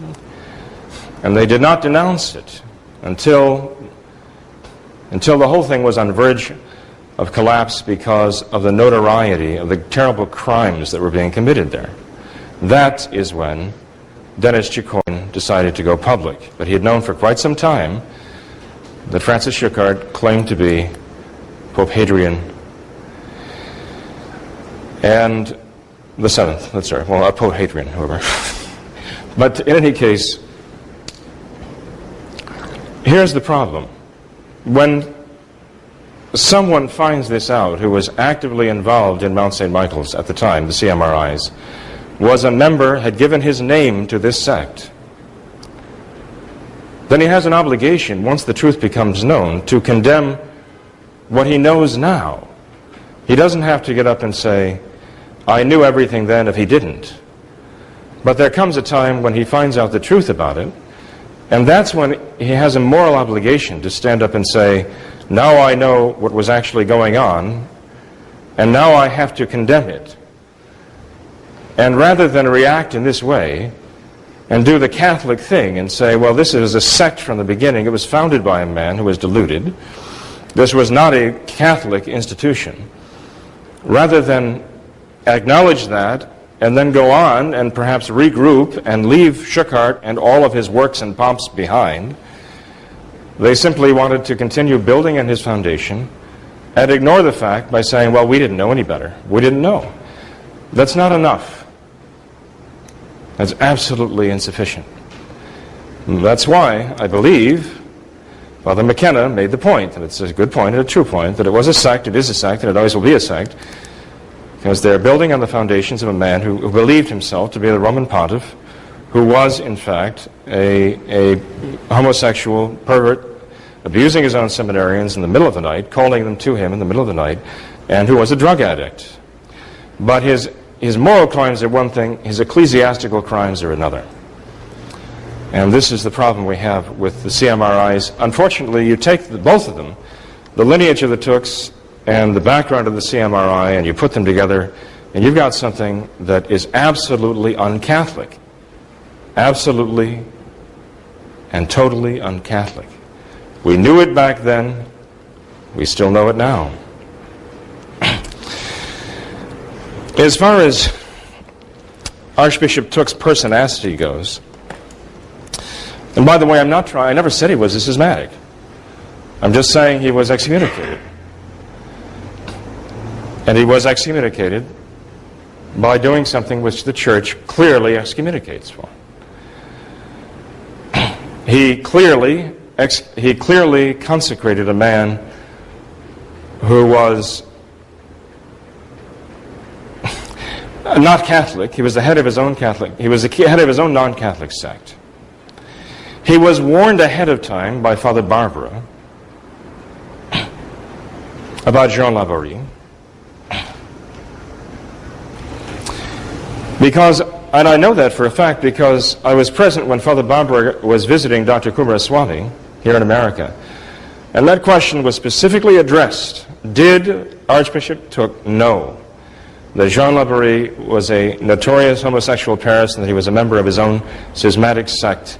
And the answer that Father Barbara gave was, yes, he knew that. I told him that. But even if one were to discount that and say, well, you know,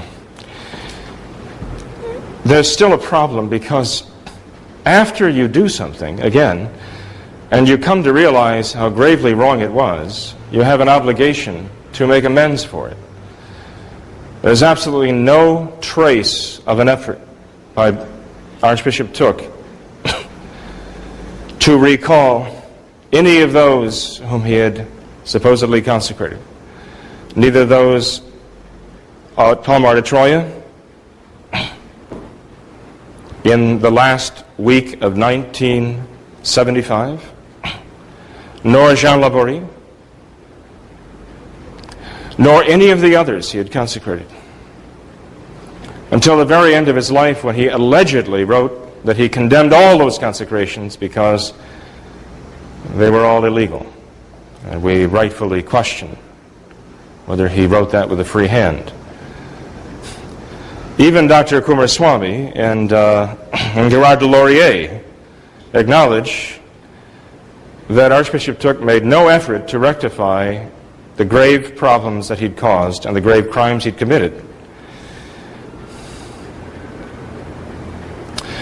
by turning these men aside from the evil they were doing, such as laborie. There certainly was a certain pertinaciousness involved here, in the sense that there was the continued behavior. And by the way, I would also point something out here too. And that is, just as with our own American law, United States law, and in other legal systems around the world, which draw their best and their most just from the Catholic tradition of law, when a person is known to have committed a crime, the presumption is that he knew that he was committing the crime and that he was guilty. The burden is on him to prove that he was not guilty of the crime, even though he committed it. The burden is on him to prove that he was not responsible for it. It is a fact that Archbishop Thuc committed these crimes at Palmar de Troyes and also with Jean Laborie.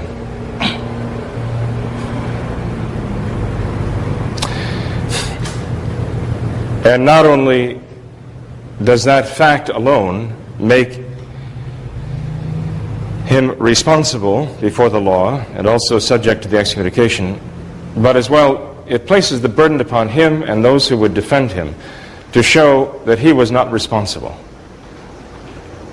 The problem is this: if they show he was not responsible, this is going to impinge upon his mental capability.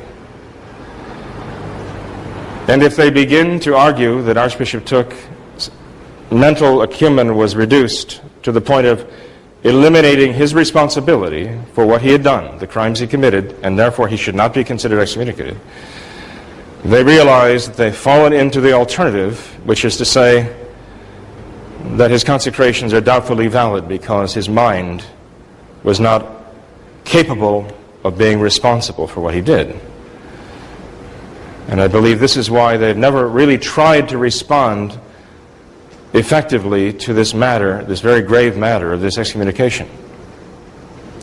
When I say effectively, I mean this. How much time do we have left? I think you've gone over a little bit. Oh, do you really? Yeah. Okay. Well, how about 60 minutes? How about 60 seconds? Okay. Well, I'll tell you what. I'll turn the floor over to you. A few things. What I notice in Father, I'll get to the excommunication right away, since he regards that as a key issue, and I suppose that you've all heard that, and those of you who come here and probably regard it as a key issue too.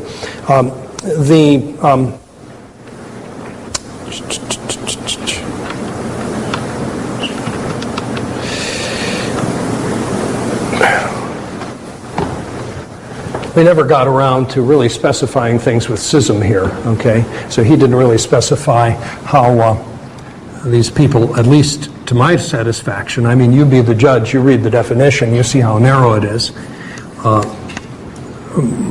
Again, in 1335.2 about the definition of a schismatic, okay, refused to be subject to the Roman pontiff.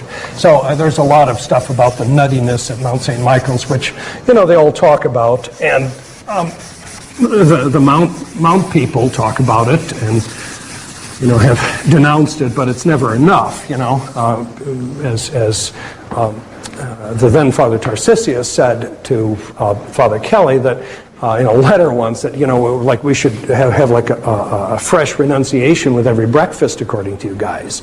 I mean, we had the public adjuration, and you said, well, we're not sincere. Well, how do you know they're not sincere? They did what they thought that they were supposed to do, but it's never, even though strictly speaking, they weren't required to do it.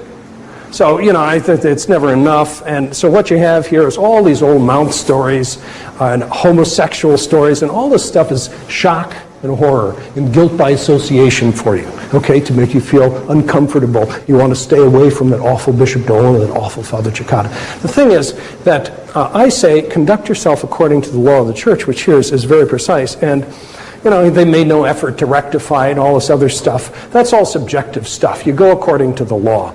And what we've had is sort of like a law-free zone on this particular issue, okay? So keep that in mind, folks. Let's go to excommunication. Not as in imposing an excommunication on someone, but talking about it. Let's see if I got it. All right.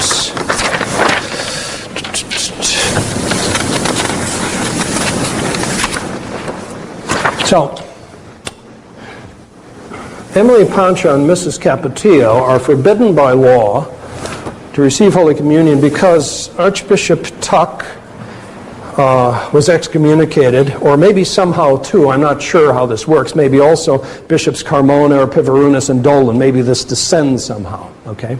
But even if we take the worst case scenario, okay? So they're forbidden to receive communion because Thuc was excommunicated for, I better turn the timer on, for consecrating the colorful Jean Laborie. Okay? Well, first of all, okay, on my sheet I have the question, okay, where in the Code of Canon Law is he excommunicated? And Father would say, well, it's not in the Code, it's in the Holy Office Decree. Okay? Turn to document 7, please.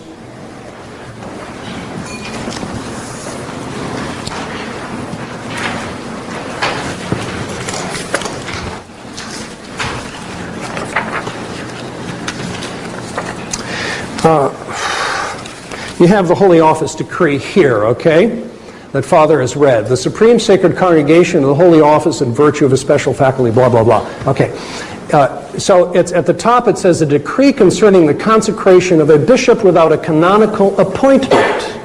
Without a canonical appointment. Okay? Canon law, everything means something, and there's a definition for it. You can dig it out of a book. A bishop of whatever right or dignity who consecrates as a bishop someone who is neither nominated by the Holy See nor expressly confirmed by that see, and he who receives consecration, even if coerced by grave fear, incur ipso facto, which is automatic, excommunication most especially reserved to the Holy See.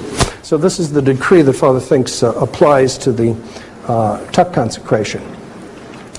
However, the first difficulty is that what the decree in fact refers to is what I have underlined in document 7 from the teaching of the canonist Eduardo Regatillo.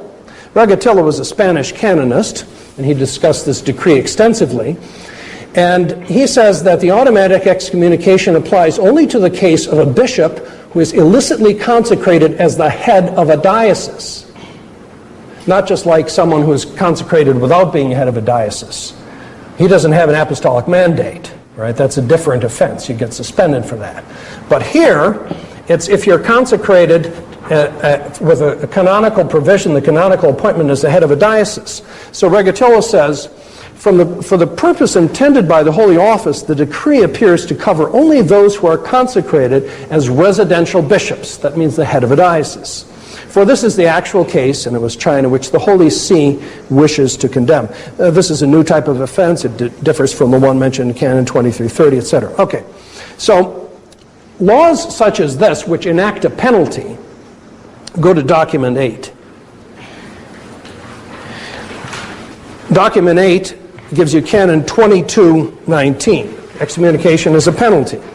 In penalties, the more benign interpretation should be followed.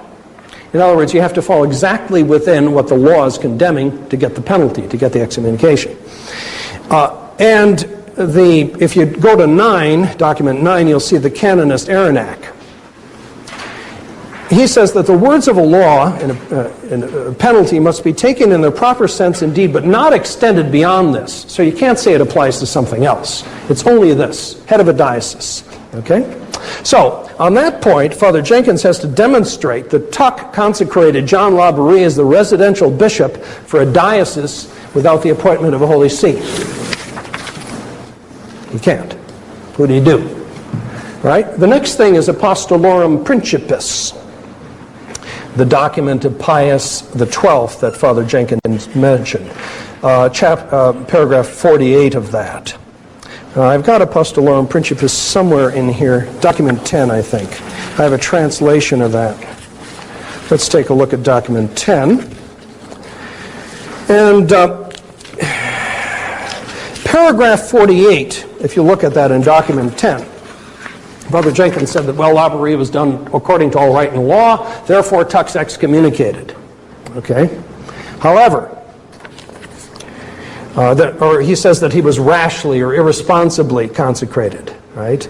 And that Thuc did these consecrations rashly or irresponsibly, therefore he was excommunicated by them. All right, first of all, remember, he didn't do what the decree exactly condemned, so he's off the hook on that, okay? But then as far as this goes, paragraph 48 of Apostolorum Principis, the Latin term in the acta is ex arbitrio, and that means on your own authority.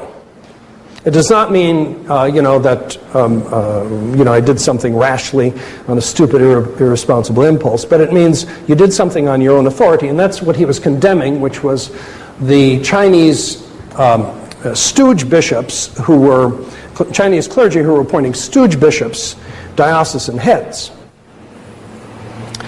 So, again, as Regatillo says, if you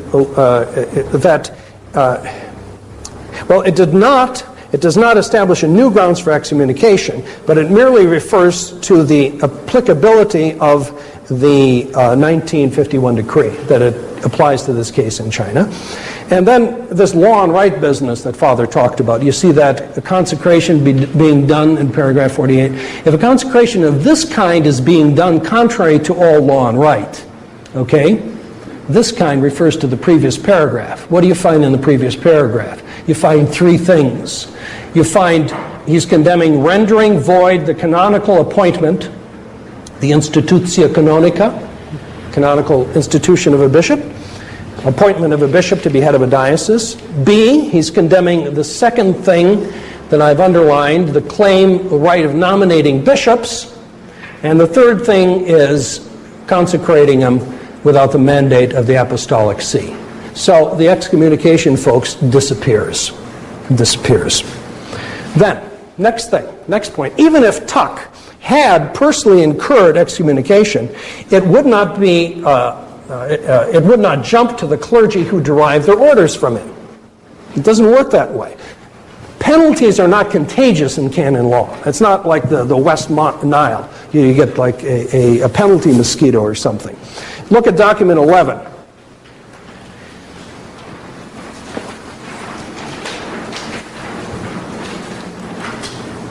What I've got underlined. It is not permitted to extend penalties from person to person or from case to case, even though the reason is the same or even stronger.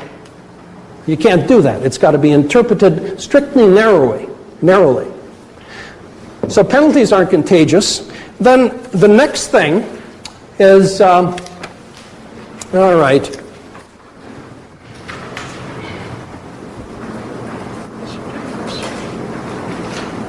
say Thuc was excommunicated.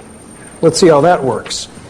Go to document 12. Here's the law of the church, which is a prohibition from illicitly, it's a prohibition of exercising your orders if you go to a bishop who's excommunicated and you receive orders from him, right? All you get is a suspension, right? You don't get excommunicated and thrown out of the church. You can't exercise your orders. So the church law says those who presume to receive orders from one who is excommunicated or suspended or interdicted after a declaratory sentence, hey, it's not even automatic. The head of the diocese has to issue it. From after a declaratory sentence has been passed on this fellow. So it's not automatic. There has to be a sentence of the guy who's excommunicated for you even to incur the suspension. Or from a notorious apostate, schismatic, automatically incur suspension reserved to the Holy See. Okay? However, not even this suspension would apply because no one in authority issued a declaratory sentence on Thuc, or still less upon Carmona, Pivarunus, or Bishop Dolan. So they couldn't be notorious apostates or schismatics. And again, Father Jenkins, if he claims that, 1325, show me. Right? And then you also have the word in the decree, presumes. And that means that, well, it's a canonical terms, meaning that you receive orders from someone like that in bad faith. So you see all the stuff you have to get through? And you're not even suspended unless there's a sentence that's declared on you. Still less put outside of the church. It's guilt by association. But even if Thuc had been excommunicated and he said to John Laborie that you're the bishop of some place or another, and I'm going to nominate you, and so on. And even if everyone, Bishop, I don't know. sign me up. Even if the whole shebang had been excommunicated, Thuc, Carmona, Pivarunus, Bishop, you could still receive communion from him. Go to document 13. Emily and Pancho would be permitted to receive communion from someone who is excommunicated. The law of the church would support that right. Except as provided for in paragraph 3, you can read that in the footnote. The faithful can, for any just cause, ask for sacraments or sacramentals from one who is excommunicated, especially if there's no one else to give them. And in such cases, the excommunicated person so asked may administer them and is not obliged to ask for the reason, the request. Clear? Any just cause. One more minute, summary and conclusion.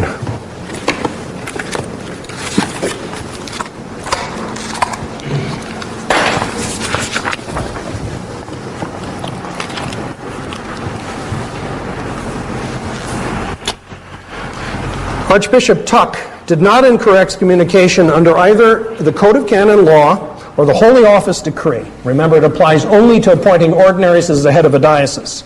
He didn't incur it under Apostolorum Principis because it refers to something else. It would not descend to clergy deriving from him anyway. And even if it did, Canon 2261 permits Catholics to receive sacraments from an excommunicated clergyman.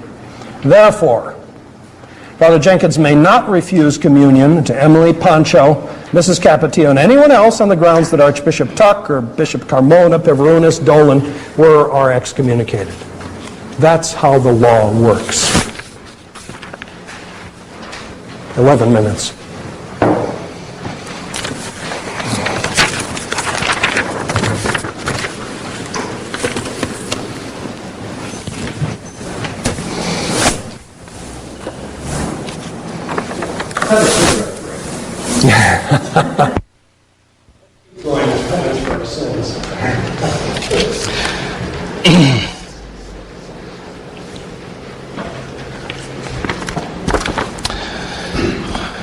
Well, let's see here. We're getting down to some brass tacks here, and that's a good thing. We're getting down to the question of the excommunication of Archbishop Thuc. And Father Cekada brought up Regatillo. Actually, if you try to find a source that comments on this canon, Rigatello is about the only one who issues some kind of a comment on this canon. And he's one commentator, that's all he is. He issues an opinion. What he's actually doing is he's issuing an interpretation of this law, which is kind of an interesting interpretation because it actually has nothing to do with what is said in the law itself. If you look, if you remember what I read, and I do have some copies here for you. Oh, and by the way, Father, you said that I said it's not in canon law, it's actually just a decree of the Holy Office. No, actually, I did say it is in canon law. It's canon 2245. I would accept that it's incorporated into that now. Oh, yeah, sure. Since 1951. It became effective immediately with its decree, with its appearance on August 9th, 1951. It wasn't in terms of anything else that we were discussing here. Okay. But it is definitely part of canon law. There's no doubt about it. And it doesn't say anything about canonical appointment. This is the thing. I think you made a case out of the words canonical appointment. It doesn't say anything like that. It says a decree of the Holy Office concerning the consecration of a bishop without canonical provision. And the canonical provision is a matter of the being named and confirmed by the Holy See. Nothing whatsoever in this decree says anything about naming someone to a diocese. Nothing. There are two separate things, as you know. Consecrating a bishop and putting them in charge of a diocese are two separate things. There are lots of bishops who aren't in charge of dioceses, you know that.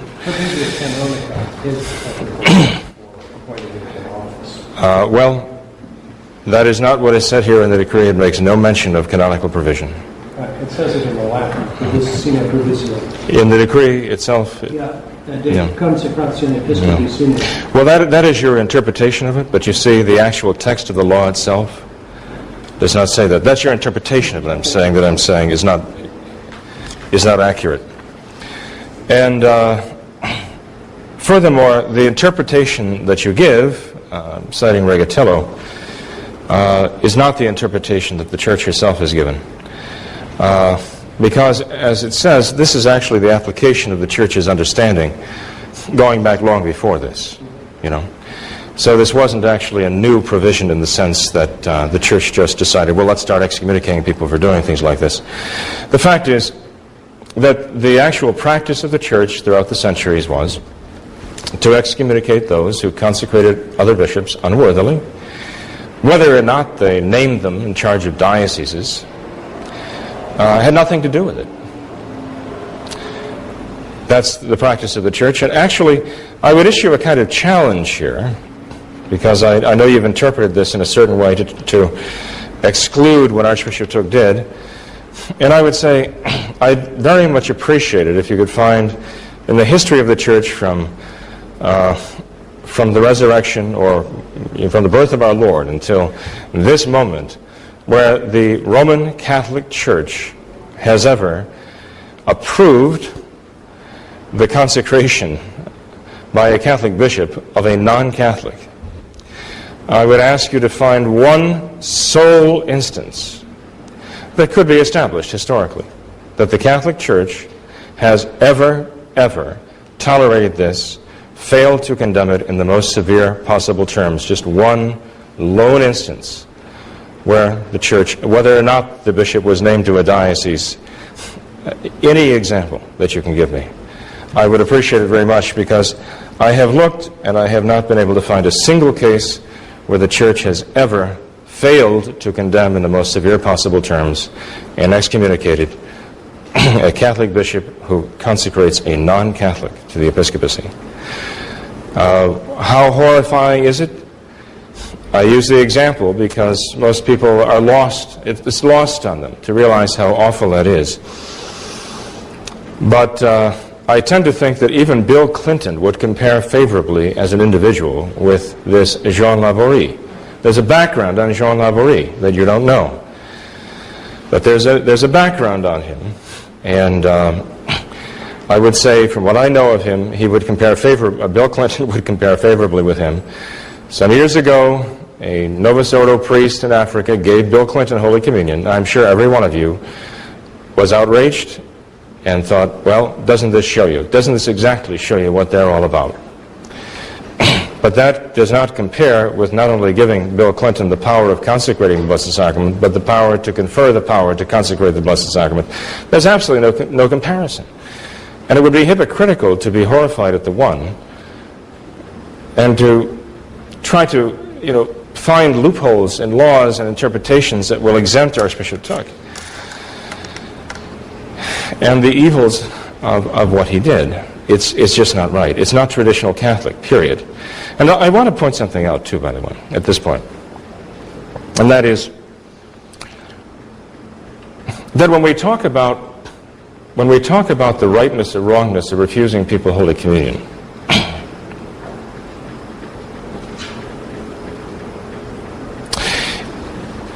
it really does not answer the question of whether it's right or wrong to go to a Thuc bishop or to Sharonville.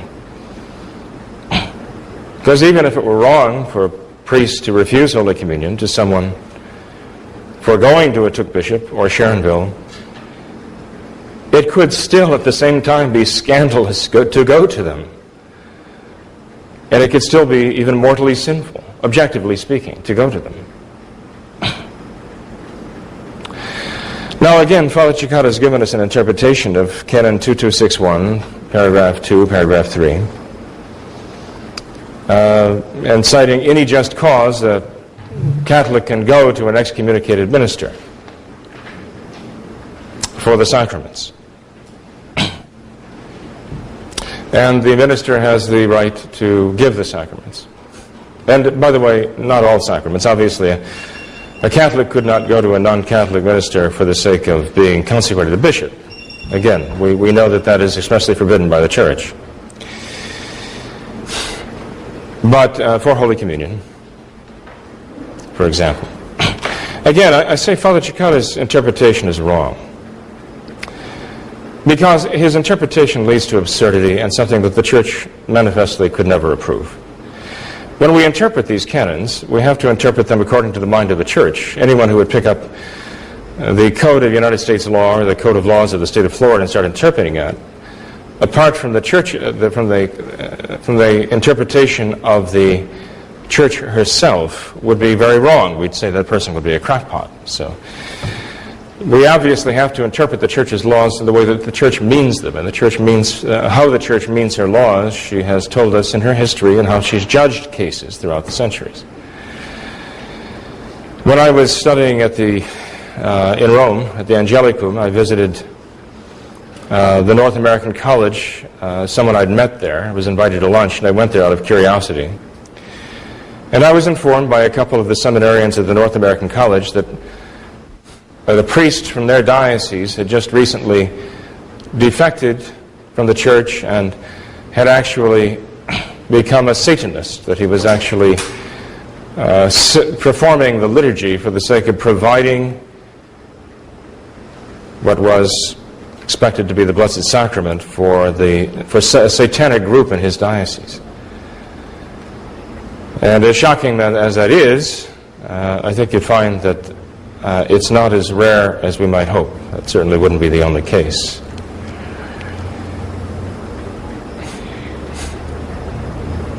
Does it seem extreme to ask this question? Well, yes, it is. But the point is, could one go, asking the question, could one go to receive Holy Communion from such a priest who did such a thing? We might say, well, if he was only excommunicated, but for what he did, you could actually go, and for any just reason, just that you want to receive the host, not to save it, but to go receive it, that you would be entitled to do so, and he would be entitled by law to give it to you. It would be morally perfectly acceptable for him to do that. You know, that's not true. I'm saying that Father Cekada's interpretation of the law is wrong. You cannot always and everywhere go to receive Holy Communion from someone who is excommunicated. I'll give you an example where St. Thomas Aquinas says it's not possible to morally go and receive Holy Communion from someone who's even not excommunicated. And again, I'm not accusing anyone of doing this, but I'm just saying there is a case that shows clearly Father Cekada's interpretation of this canon does not coincide with the mind of the Catholic Church on this issue. St. Thomas said that if a priest were living in open concubinage with a woman, that it would be scandalous and it would be a mortal sin for you to go and receive Holy Communion from that priest, because you would be giving the appearance of partaking in his crime. As though you were saying, well, this is not that bad, or it's not bad at all. Now, what I'm saying is that there is a crime committed here against the Church, and it is a very serious crime. In fact, it's more serious than if a priest were to be living in open concubinage with someone. Because there's no automatic excommunication for a priest living in open concubinage. It's a mortal sin, certainly. It's a sin of scandal. But to consecrate a non-Catholic, a bishop, that is such a grave crime. I mean, even apart from his homosexuality and all the rest, his flagrant homosexuality. Being the head of a non-Catholic church, that is a crime that is actually worse than a priest living with a woman in open sin. And I say, yes, there are circumstances under which a Catholic could not morally and legitimately, and there is no just reason to approach him to receive Holy Communion, because the crime is so grave in the eyes of the Church that it would be scandalous to do so. And so see, we all understood that at one time, but we strayed from that. And I think we need to find that again. Because after all, my dear people, we all started out on this track for the sake of being traditional Catholics and being true to what the Church teaches and what she, condemning what she condemns, embracing what she embraces, and as far as the things that she allows under certain circumstances, to be true to her in holding ourselves to those circumstances. The fact that we're traditional Catholics and the Church is in the condition she's in now in no way means that we can do anything we please. I've actually had a traditional Catholic priest, at least a one-time traditional Catholic priest came up to me and say, and he told me this with a perfectly straight face, you know, I think if we wanted to, we could actually go to a Greek Orthodox priest and get ourselves consecrated bishops and be perfectly satisfied with that. And my dear people, the Church would be horrified at that. Just horrified at that. That is not Catholic to do that. Just because of the circumstances, we cannot claim we can do anything we darn well please. If anything, we should hold ourselves more carefully to the law. We should hold ourselves more carefully because our situation is more dangerous and more difficult. And because we don't have the Holy See to turn to in this, one can argue, well, we don't have the Holy See to turn to, so how can we hold each other responsible for following the norms of the Church or interpreting? Well, does that mean then that anything goes? We can just absolutely get away with anything? I'm sorry. That is not being traditional Catholic. Rather, we have to hold ourselves more carefully to it. And that's what all of us were doing a while ago, holding ourselves very, very carefully and very strictly to this. It is wrong. What has been done by the Thucs is desperately wrong. There are hundreds and hundreds of Thuc bishops throughout the world right now, many of them giving grave scandal. We can't have anything to do with this. If the decree of the Holy Office at Pope Pius XII's personal insistence means nothing with regard to Jean Laborie and Pius XII, then we might as well just forget the whole thing, throw out the whole code of canon law and say anything goes, anybody can do what he wants anymore. But in doing that, we certainly would not be traditional Catholics. In doing that, we might as well go back to the Novus Ordo, because that's what it seems they're doing. Well, I actually got a little bit off the track here, probably much to your relief. But in order to remain traditional Catholic, we have to hold ourselves to a certain standard, and this is not holding ourselves to a certain standard. We were accused from the very beginning of being schismatic and having a schismatic mentality. And this is exactly the kind of thing that is going to drag us right down the drain into schism. We cannot permit of that. If I may just give one final example, and then I'll turn the floor over to you. Okay. And it involves yourself, Cekada. But I mean, you've mentioned my name. You've taken my name in vain plenty of times tonight. Okay, so I reserve the right to, and I'll pray for you as a result of it, I promise. Something dramatically changed. It changed with some of our priests some years ago. And honestly, I couldn't figure out what was going on. It started out dragging up old wounds, perhaps, with Claire Berry, for one thing, or Sister Mary Cabrini. But then it ended just 2 years later with the public embracing of the Thuc bishops in Mount St. Michael's on the part of Father Cekada, Father Dillon, and St. Gertrude the Great in Sharonville. And ever since that time, we've just been reeling. And I know Father Cekada and Father Dolan were not surprised by our reaction, because they knew exactly where we'd stood all this time, but they made a decision that this is what they believed was the right thing to do. But they should not have been shocked and surprised when we reacted as they knew we would. In fact, the same way they had reacted for years and years before that. So it's not fair to express amazement, outrage, that we simply did what we had always done before, just because they had changed their minds and we didn't. If we're not supposed to blame them for changing their minds, they certainly shouldn't blame us because we didn't change our minds. But something happened which really kind of oriented my understanding of what was going on here. And I think gave a very clear idea about the way things were going back then. And I'll try to express it this way. And I know Father Cekada lived these things, and so he knows these intimately. We had a priest working with us in Florida back in the mid-'80s, and we found out that he was bringing into the Florida missions one of the Thuc priests, someone who was ordained by Bishop Musey, or Father Musey of Texas. Father Musey had left the priesthood for 10 years or so and then returned. And the priest, and he had been consecrated a Thuc bishop. And he was ordaining, or he had ordained, one or the other, a man who had been married for something like 20 years and already had 5 or 6 children, but then had a marriage annulment. And Father Musey was ordaining this man a priest. His name was Gaston Lopez. And I understand now he too is a Thuc bishop.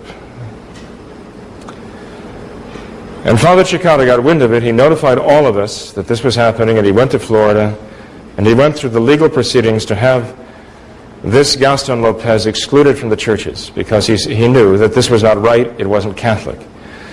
And then Father Cekada traveled around Florida, and he explained to the people in Florida why this could not be, why we could not have a Father Gaston Lopez married, children annulled, ordained by a Thuc bishop, going around saying Mass for the people. Within a matter of a few years after that, Father Cekada and Father Dolan sat down at a priest meeting, a meeting of traditional priests in Spokane, Washington, I believe it was, at Mount St. Michael's, with 20 other priests. And I know Father Dan Jones was there. He told me about this. And one of the priests who took part in that conference, in that meeting, was this same Gaston Lopez, married man, children annulled, ordained by a Thuc bishop. And he was just accepted there as a traditional Catholic priest with everybody else. And I asked myself, how can this be? And can you accept that? Is that right? Is that what it's all about? Is that what we set out to do years ago when we decided we were going to hold to the church's traditions, to simply sweep all that under a rug? You can't do that. One can use the law, but one can abuse the law too, and I think that's what we have to consider here. We have a clear-cut statement by a pope through the Holy Office excommunicating under these circumstances, and explained later in Pope Pius XII's Apostolorum Principis. And I know there was one thing, Father Cekada brought up 3 reasons.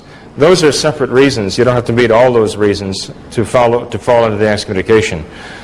Pope Pius XII, in giving those 3 reasons why the excommunication applies to rash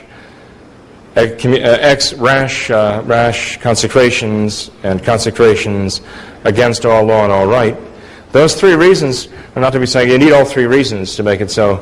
Any talk about a canonical appointment or making void canonical appointments, I mean, this is actually taking this out of context. I just have to say that.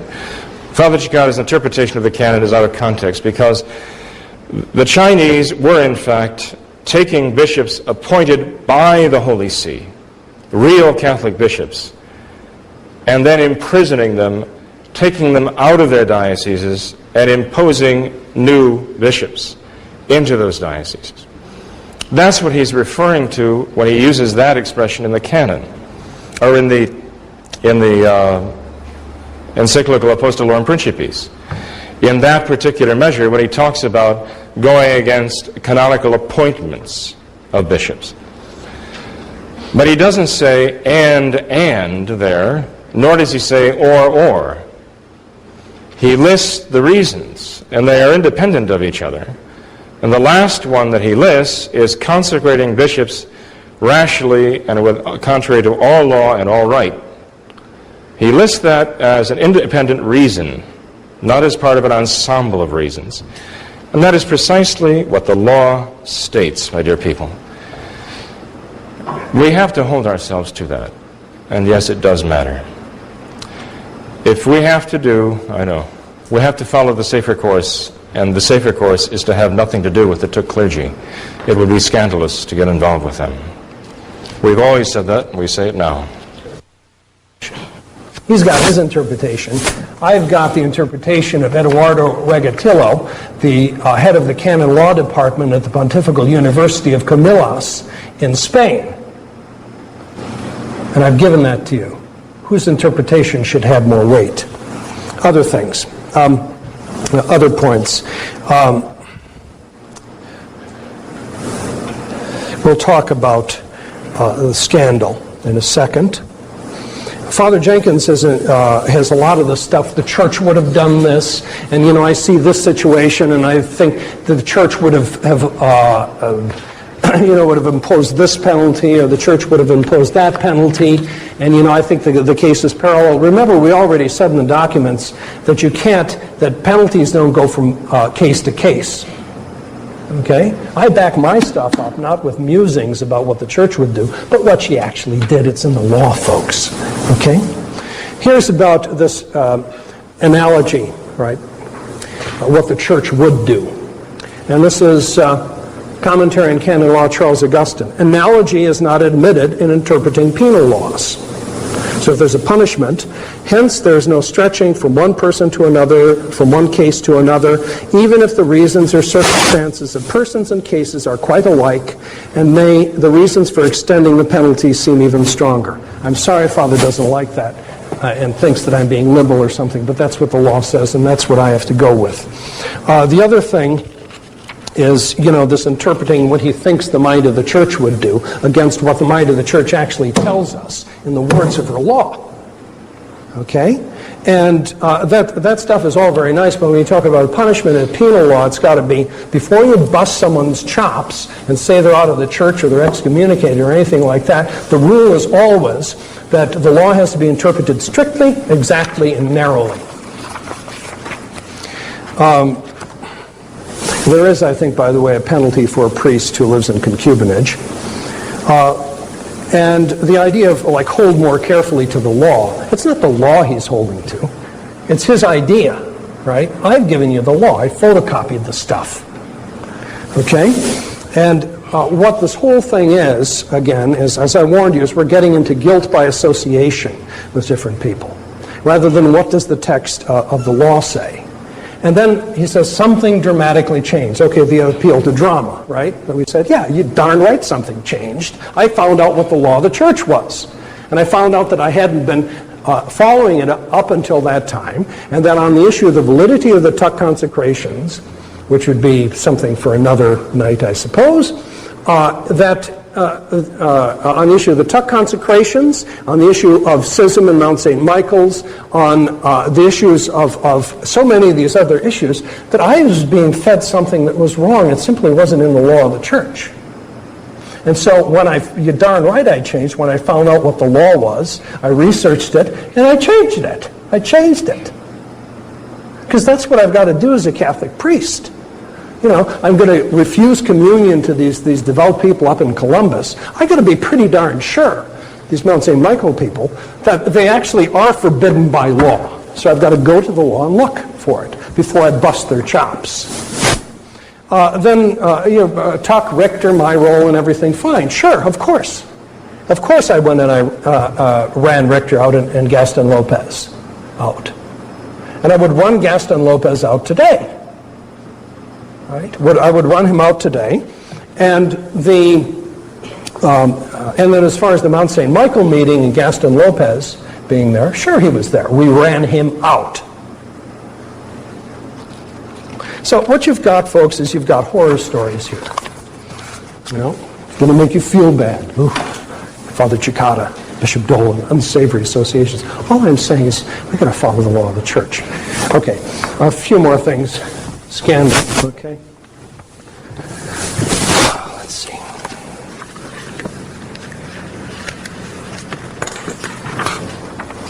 Again, it comes back. All right? We're here because the folks at St. Gertrude's are tainted. And because Emily and Pancho and Mrs. Capetillo, theoretically, are forbidden by law somehow to receive communion because of, we're going to fill the blank in now with scandal. Okay, that's John Labrie on the phone. Here's what the sin of scandal is not. The sin of scandal doesn't mean that I'm shocked. Right? The shock or bewilderment that you get because there's some violation of propriety or common standards. Right? That, you know, Oprah goes on a Twinkie binge. Right? And she flips out afterwards, and that's shock. We see that in scandal. We see that in the supermarkets. That's not what the sin of scandal is. Look at document 14. This is the teaching of the moral theologian Primer. Here's the definition he gives. A scandal is some word or deed, whether of omission or commission, that is, 1, evil in itself, or has the appearance of evil, and provides an occasion of sin for another. So for scandal to exist, you have to have a deed or word. The word or deed has to be evil, or it has to appear to be evil. One or the other. That's the teaching in Primer. Okay. What is the evil deed? It's a scandal to go to Sharonville. And the Thuc bishops and everyone is a scandal. Okay? What's the evil deed? Identify it in the law of the church, please. Is there a crime against church law? We couldn't come up with one tonight. We got the list in front of you. Some crime against church law. Is it a public sin against the commandment? Right, that Emily and Pancho and Mrs. Capetillo commit when they go to Sharonville? Where is that? What commandment is that against? How did that happen? Right? And this renders them forbidden by law to receive communion. Crime against church law, public sin against the commandment, reception of sacraments from a schismatic. Have we demonstrated under 1325 that Bishop Dolan is a schismatic? Who is he? How does he fit in? Or reception of sacraments from someone who is excommunicated. We've shown you what the law of the church is. You know, that's clear. That's clear. Canon 2261. You can receive from someone who's excommunicated. Right. So, where does that fit in? We're shocked. okay, that someone goes over to Sharonville to refuse communion with these people. What you have here is also in document 14. Look at that. It's called passive scandal. Passive scandal, it's on the other page, is taken when it results not from an evil action, but from a good action which is accepted by another person as an occasion of sin. So you see something else that someone does, and you take it as an occasion of sin, even though it's a good action. And you take it as an evil action through one of two things. Ignorance, that's called a scandal of the week, or malice, that's Pharisaic scandal. Ignorance of the week, you don't know any better, you think something's a sin, it's not. Or malice, Pharisaic scandal, you know better, but you think there's a sin there. I'm going to say there's a sin there.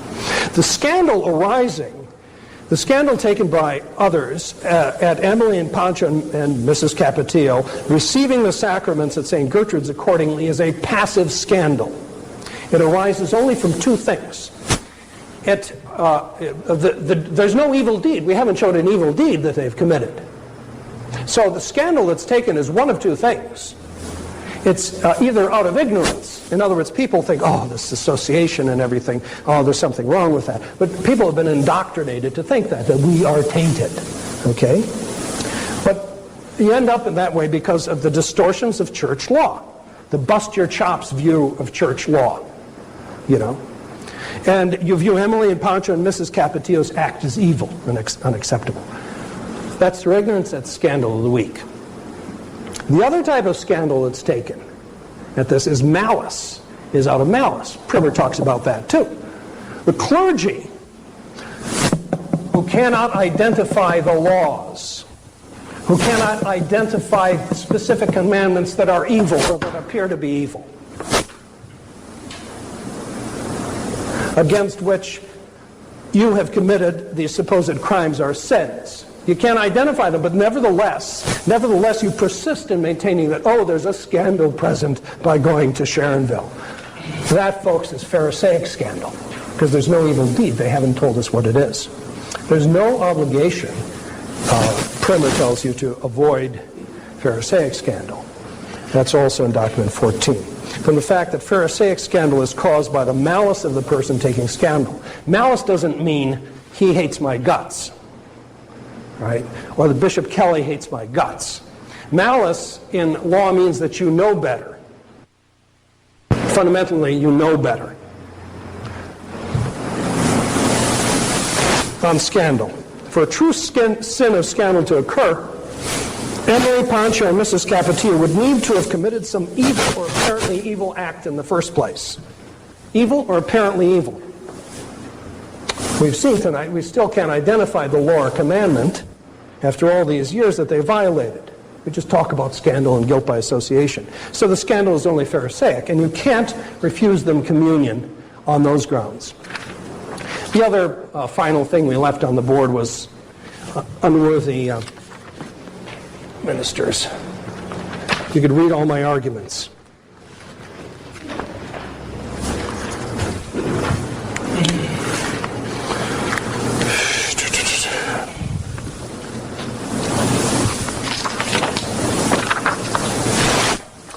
This maintains that you're to be refused communion if you're forbidden by law because Archbishop Thuc, 25 years ago or something, conferred orders on some unworthy men. Look at document 15. This is the general principle on ordaining unworthy men. And here's what happens to you. And this is Canon 2364. A minister who dares to administer sacraments to persons who are forbidden either by divine or ecclesiastical law, to receive a sacrament, that would cover a non-Catholic, right? Or someone who's unqualified, divine or ecclesiastical law, certainly covers what we're talking about. This is pink, by the way, in honor of John Laborie, okay? So I knew that would come up. It always does, as if that's the major issue of law here, right? So here's the principle. A minister who dares Ausus fuerit is the Latin, we'll go back to that. To administer sacraments to persons who are forbidden either by divine or ecclesiastical law to receive them shall be excommunicated, cast out of the church, shall be suspended, forbidden to exercise his orders from the administration of the sacraments, and then it's not automatic. It's for a time to be determined in the prudent discretion of the ordinary. So that of the diocese has to step in and issue a decree.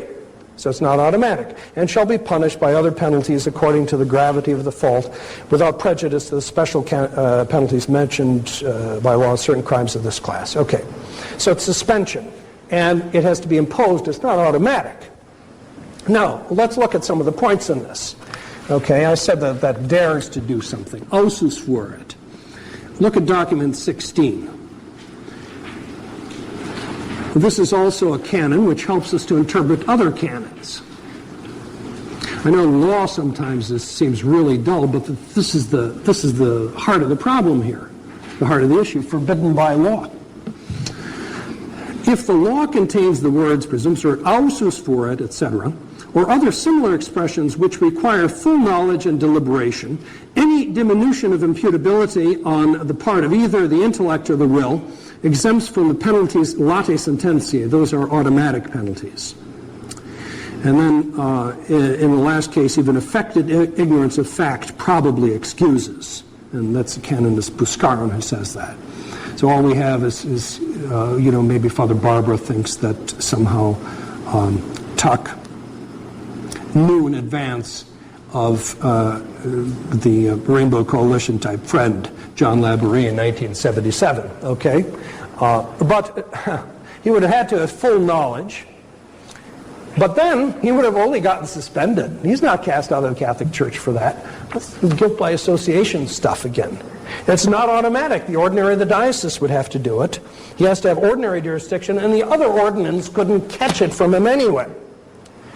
So Catholics do not become forbidden by law from receiving Holy Communion if they have received sacraments from other clergy who somewhere 25 years ago, before these kids were born, clergy somewhere in their line of apostolic succession who descend from a bishop who could have been subject to suspension for having ordained someone unworthy. If the bishop had had full knowledge, and if that bishop's ordinary had bothered to issue a suspension against him. So if there's somewhere in the law that provides otherwise for this, I'd certainly like to know that. So, I mean, on those grounds, Father Jenkins, I do not think simply, he has no grounds whatsoever for refusing them communion. And then I think we covered, since you hit the Thuc validity thing, may I do just a little bit on that? To give anything else. Yeah, take a shot at it. You could take a shot at it. Okay. All right.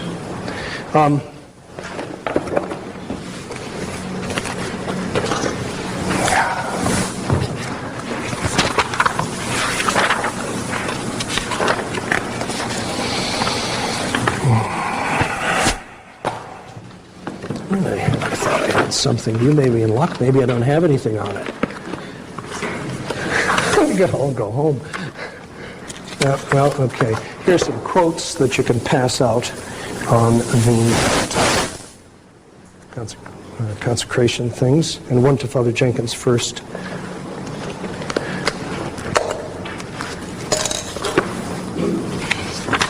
And then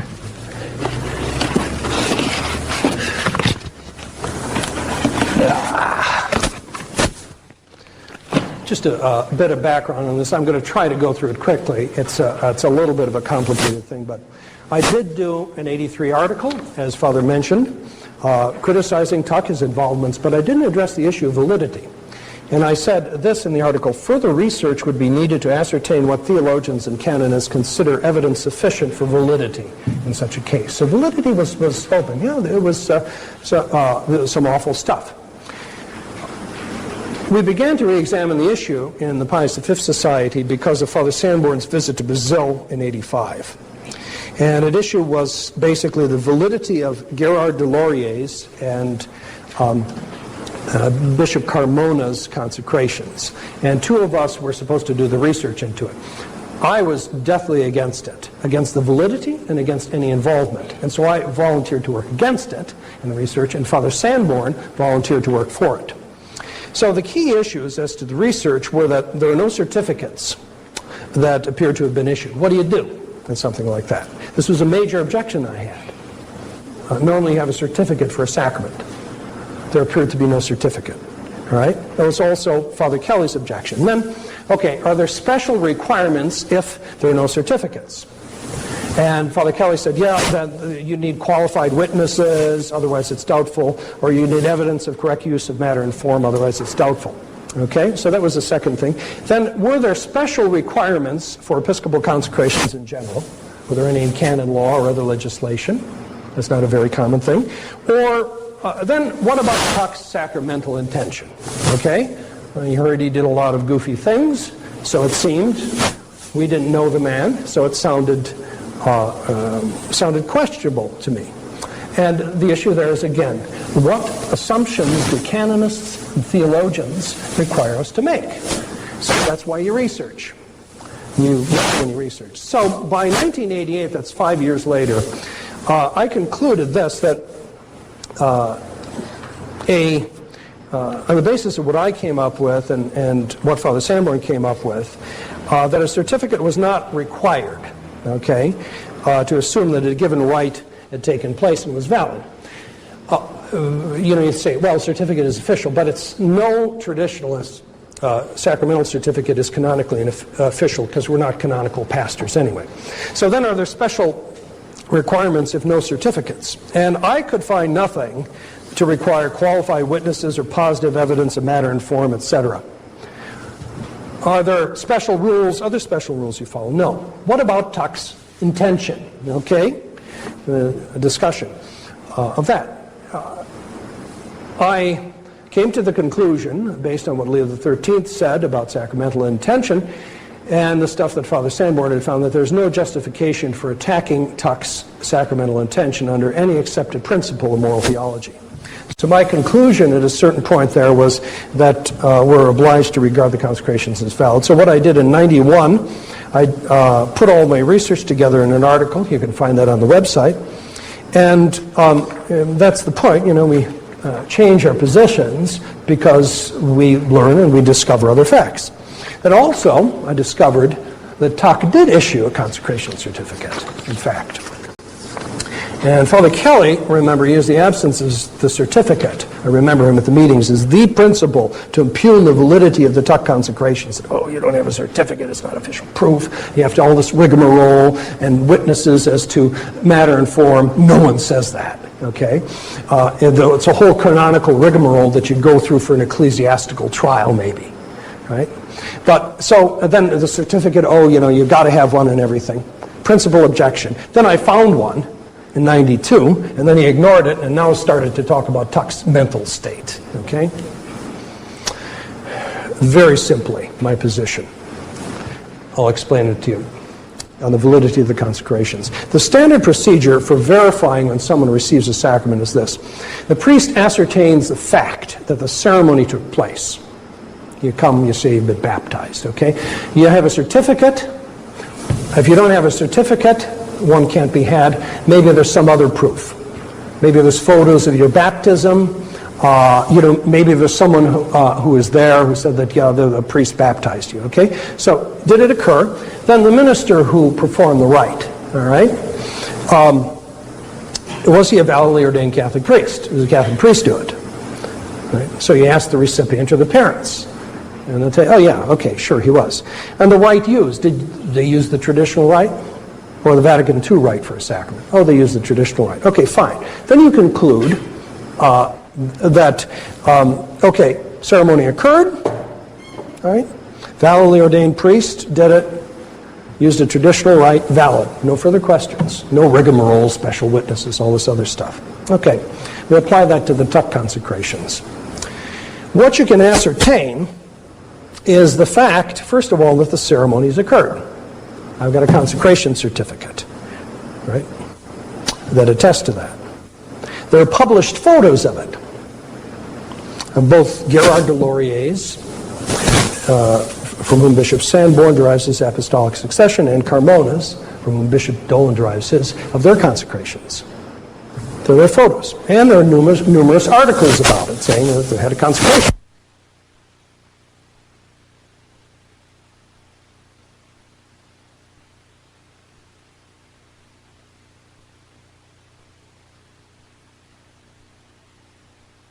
From all this stuff, certificate, photos, etc. Then you have a minister who performed the rite, Thuc, okay? Validly consecrated Catholic bishop. And then the rite used. What rite did they use, okay? And you find out that they used the rite of episcopal consecration in the 1908 Roman Pontifical. And you know that from info I'm going to give you.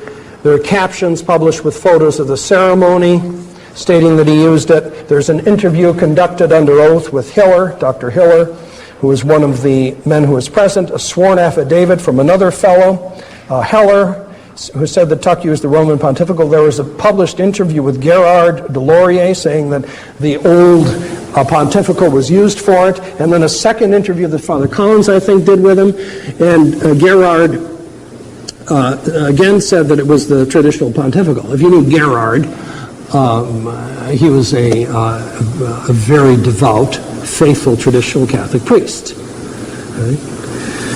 And, you know, not an unreliable man. So you conclude then, so you have the fact of the ceremony, you know what rite was used, and you know that Thuc was a valid bishop.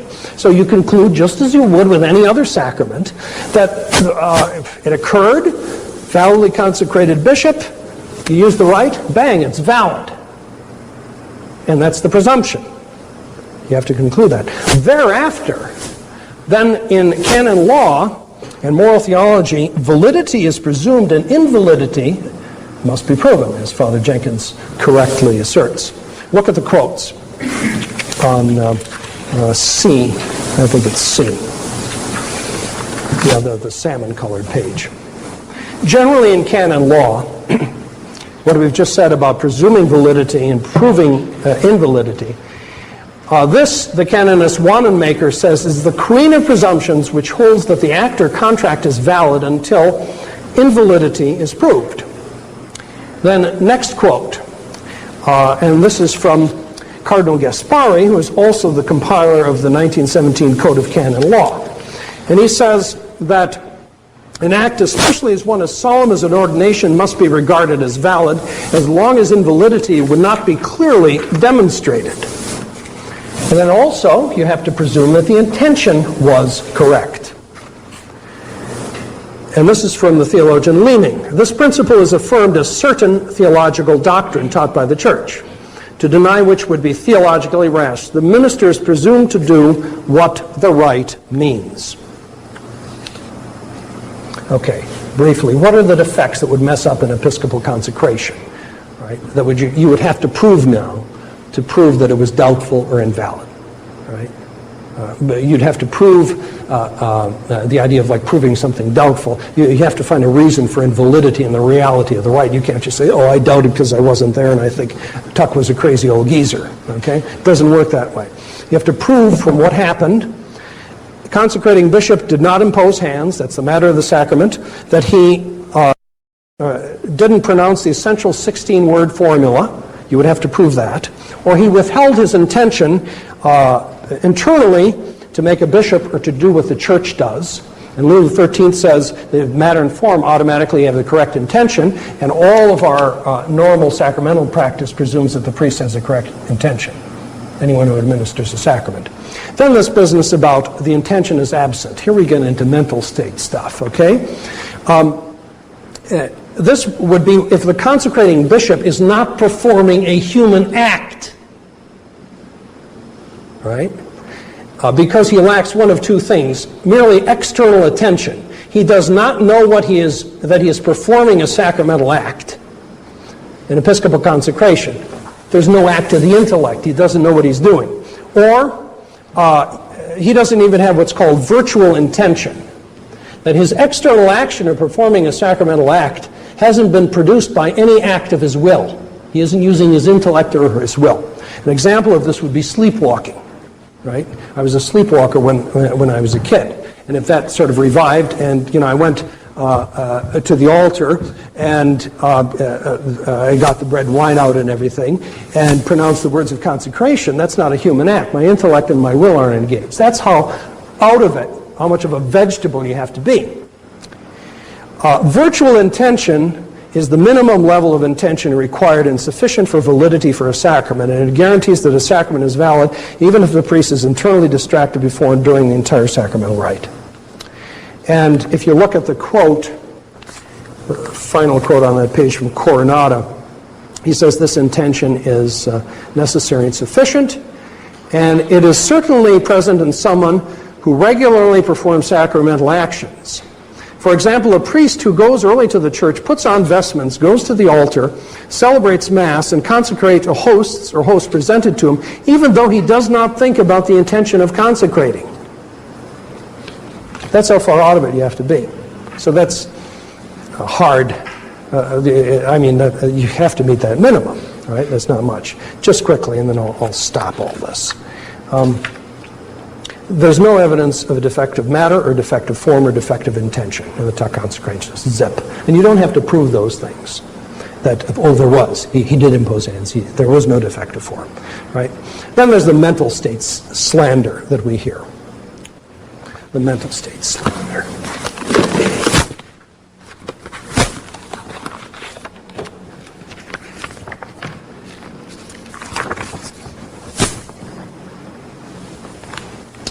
Pass those out quickly, okay.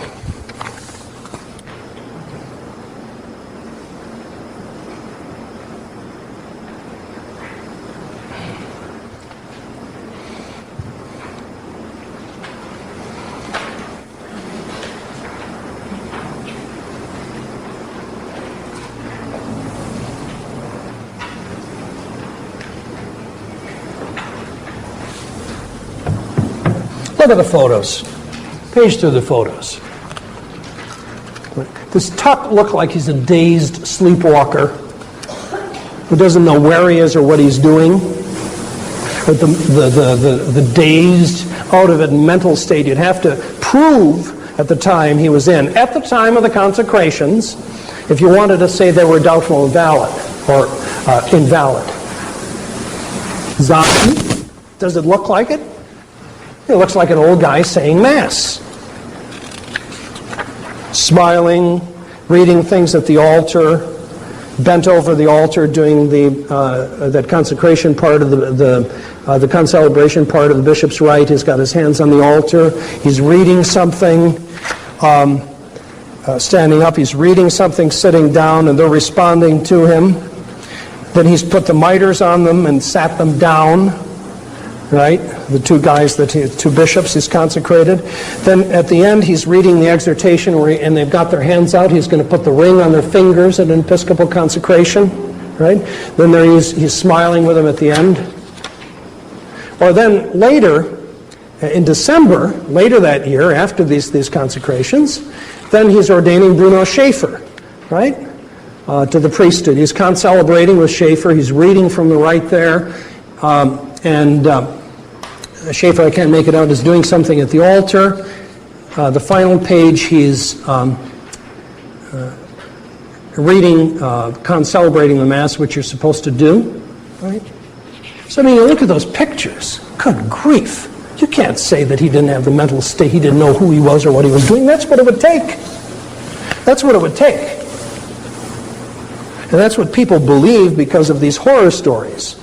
And then that are exaggerated by our friends, especially by Bishop Kelly. It's all this drama about Thuc, right?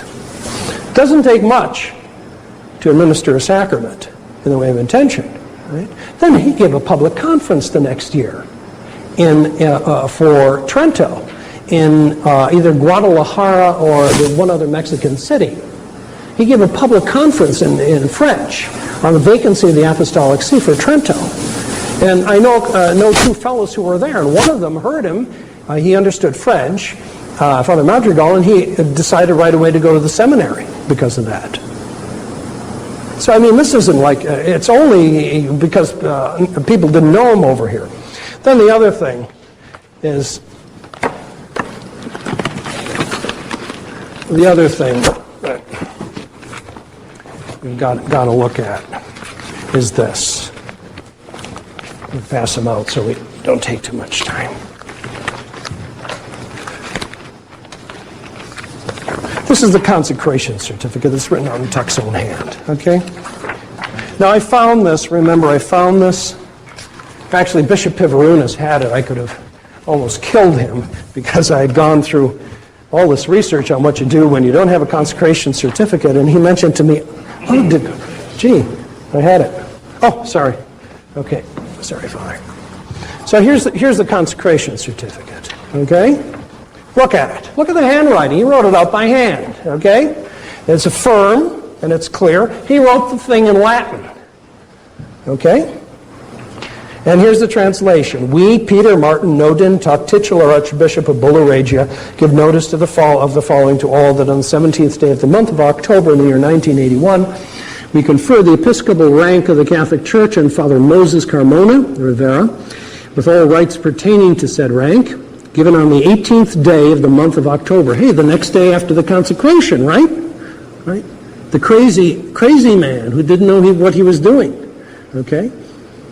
With a signature, and then he says the eyewitnesses were Dr. Hiller and Dr. Heller, and he had them sign. So, is this the work of a confused madman or a sleepwalker and a mitre who couldn't manage the tiny bit of awareness, that distracted priest who talked about going to the altar? A tiny bit of awareness, the theologians say, is necessary and sufficient to confer a valid sacrament. Then there's other stuff that's in this folder too. Because there's, it's sort of smeared, but there's a letter that he wrote to Bishop Carmona thanking him for New Year's greetings. And then a document on the vacancy of the Holy See. This is on the 3rd page, right? An automaton. This is written out in Latin in his own hand. You have to know what you're doing and who you are, and you can convey a sacrament validly. So this long document proclaiming the vacancy of the Holy See. And it's coherent, and it's in Latin. And so the conclusion, folks, is this, that anyone who is capable of all this possessed the requisite mental state to confer a valid sacrament. And a priest who says otherwise, he either doesn't know the rules of sacramental theology, the principles, or he's dishonest in his heart because he knows what they are and he won't admit it. He won't admit it. And that's the thing I tell you that I fear. Because when I came up in 1985 against the Father Sanborn, we had this big discussion at Oyster Bay, and he presented all this evidence that was convincing about the validity of the Thuc consecrations and what you have to do, how you have to regard his intention as valid. He had this quote from Leo XIII that said that when correct matter and form are used, the Church automatically, for that reason, presumes the correct intention. Okay, it was something like that, and this was quite convincing. And so I thought, boy, so I went up and I talked with Father Kelly in my room, and we sat down, and I said, he's got all this stuff. And then I said, then there's this Leo XIII thing. And he said to me, we can't say they're valid because some of our priests would want to get involved with them. And that is what I fear. And that is what I fear is going on. So, anyway, I've told you the standard procedure to verify the reception of a sacrament. Fact, the minister, the rite used. We have certificate in Thuc's hand, photos, minister, real bishop. We conclude it's valid. Law presumes then it is valid. Invalidity has to be proven. The canonists say so. You have invalidating defects that are possible in the matter, form, or withholding your intention, or an absent intention when you have no idea of what you're doing and can make no act of the will. But for the Thuc consecrations, there's no evidence of any of this stuff. And as far as the mental state, folks, come on. Unable to form a sacramental intention, right? That's nonsense. And it's refuted by the photos, which you see yourself. It's refuted by the handwritten documents that I've given you copies of. And especially the consecration certificate, which was the big bugaboo, which was later found. And to attack his mental state is ignorant or is dishonest. And finally, and I'll let you go, is what I've resolved, what I tried to do tonight is simply to expose the law of the Catholic Church to you. It's not a question of winning a debate or making points. It's a question of finding out what the Church expects of you. And I think that I have done more than my part, giving you chapter and verse in canon law, sacramental theology, and other documents which tell you what the true practice of the Church is with regard to all these disputed issues. My confrere, Father Jenkins, has come up short in all of these. And I say that not to rub it in, but to point out that it may be time for him to reconsider his position as I reconsidered some of my positions. And as far as the reception of Holy Communion over here for Pancho and for Emily, and indeed anyone else who goes to St. Gertrude the Great, on the basis of the law, and I've got it on my side, I say to Father Jenkins, like Reagan did to Gorbachev, when it comes to your communion rail, bring down the wall. That's okay.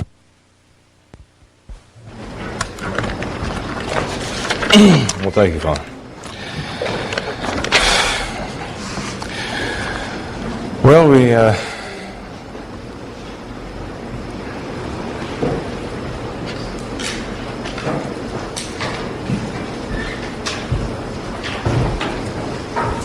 think I got the yellow one already, don't I? Did you get one? Well, I got a yellow one. I don't know if this is the yellow one or not. I think it's yellow one and yellow two.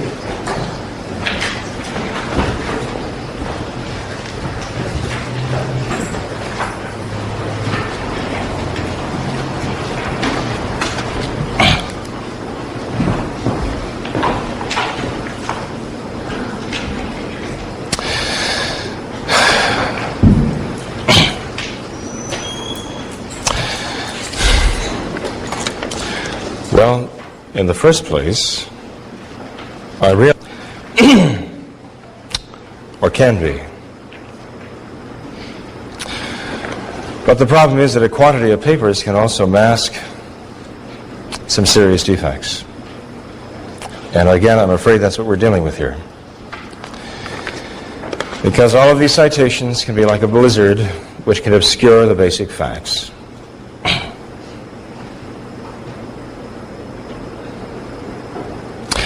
The question is not a matter of giving numbers of canon laws and putting quotation marks. It's a matter of the understanding of these things and the application of them.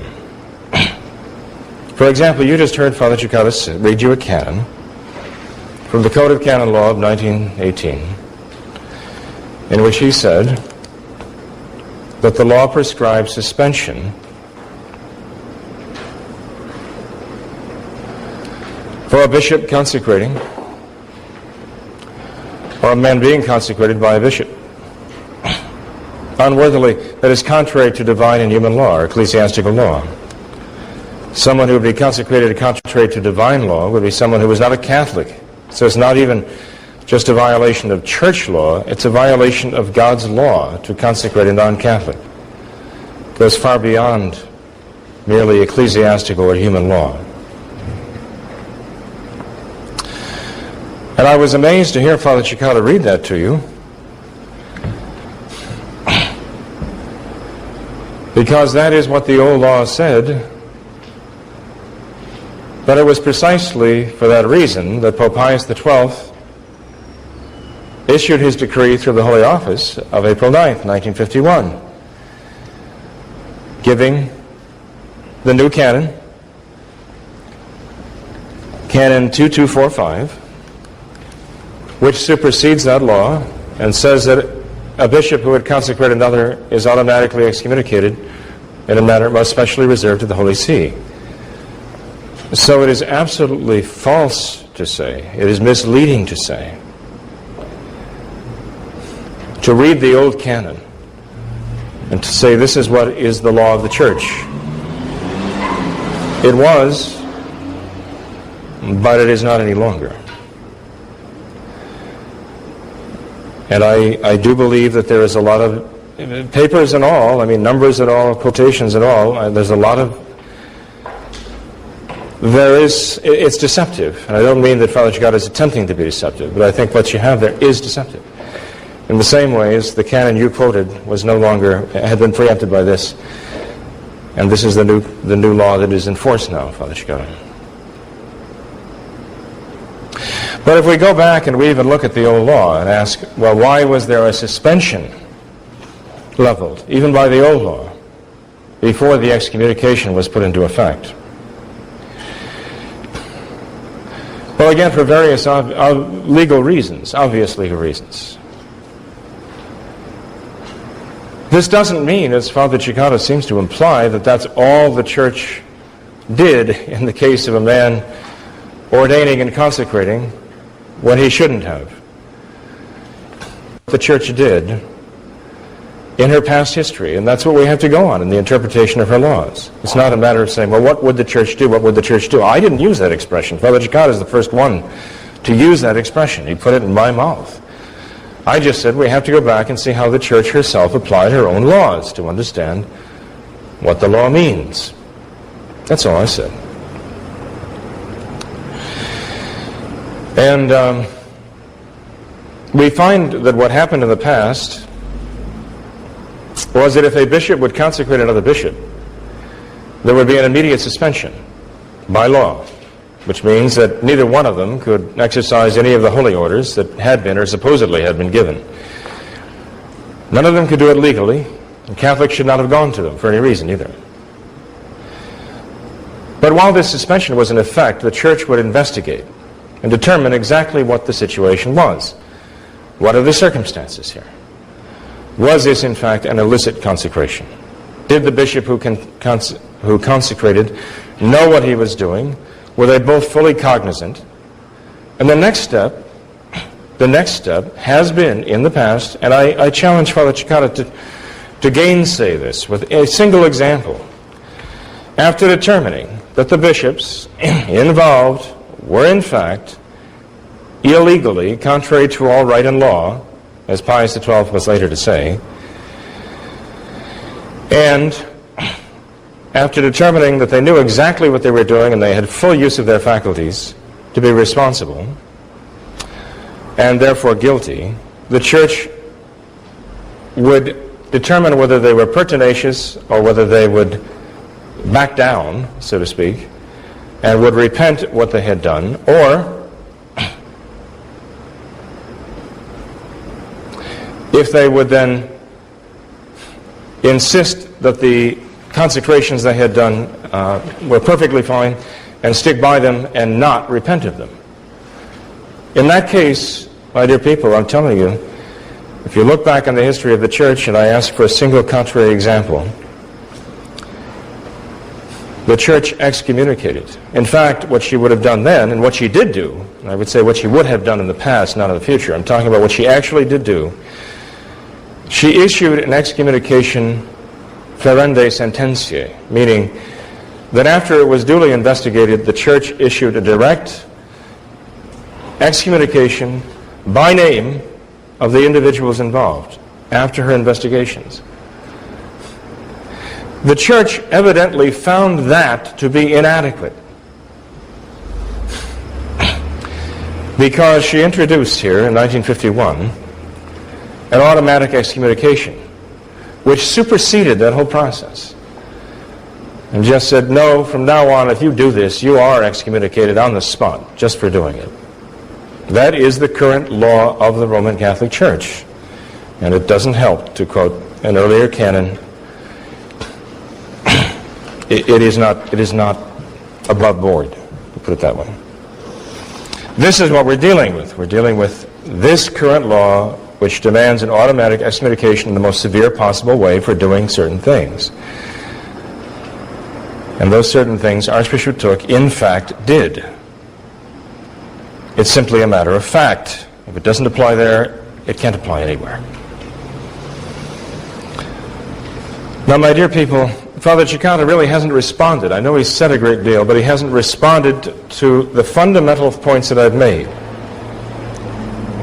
In my response to the very first things that he said, all I said was, yes, all of these things apply, but they're not everything that apply. That the law itself allows for circumstances which are not expressly covered by the law. That's my point, and I gave examples. Father Cekada simply ignored that and goes on, tells you he hasn't said anything, Father Jenkins hasn't said anything, Father Jenkins hasn't said anything. I said something. He just chooses to kind of talk right over it. But I did. I gave practical examples when he himself would deny Holy Communion that don't apply to anything that he said here. And it just doesn't count. But I find this is the way it is with those who support the Thuc bishops or who justify getting involved with him. If they say something that they cannot respond to, it simply doesn't count. And they simply talk right over the top of it as though it never happened. Well, it does count. Father Cekada's understanding of this law is not true. Is invalid. Is faulty. Let me put it that way. It's just faulty.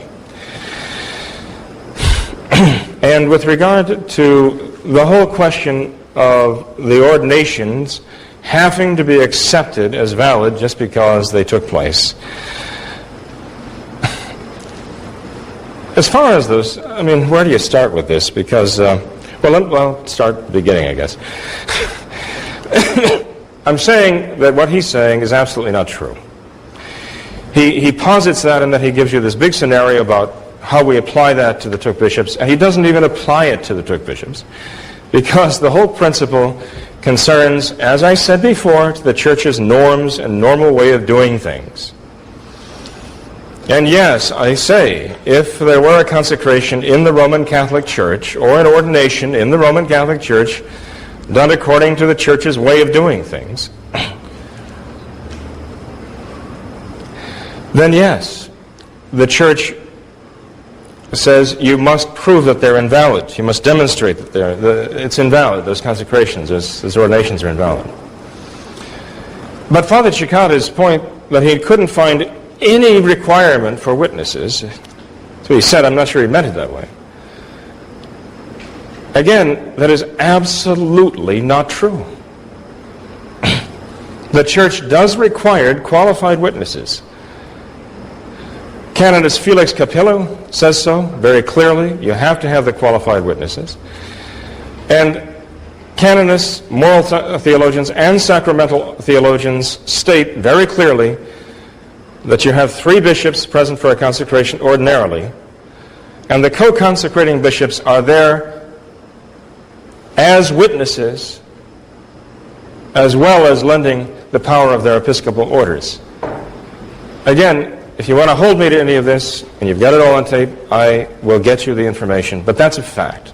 Witnesses are required. That's why we went over. That's why Father Sanborn went over there, because he realized that. And he went over to ask the same questions Father Kelly and I went over to ask.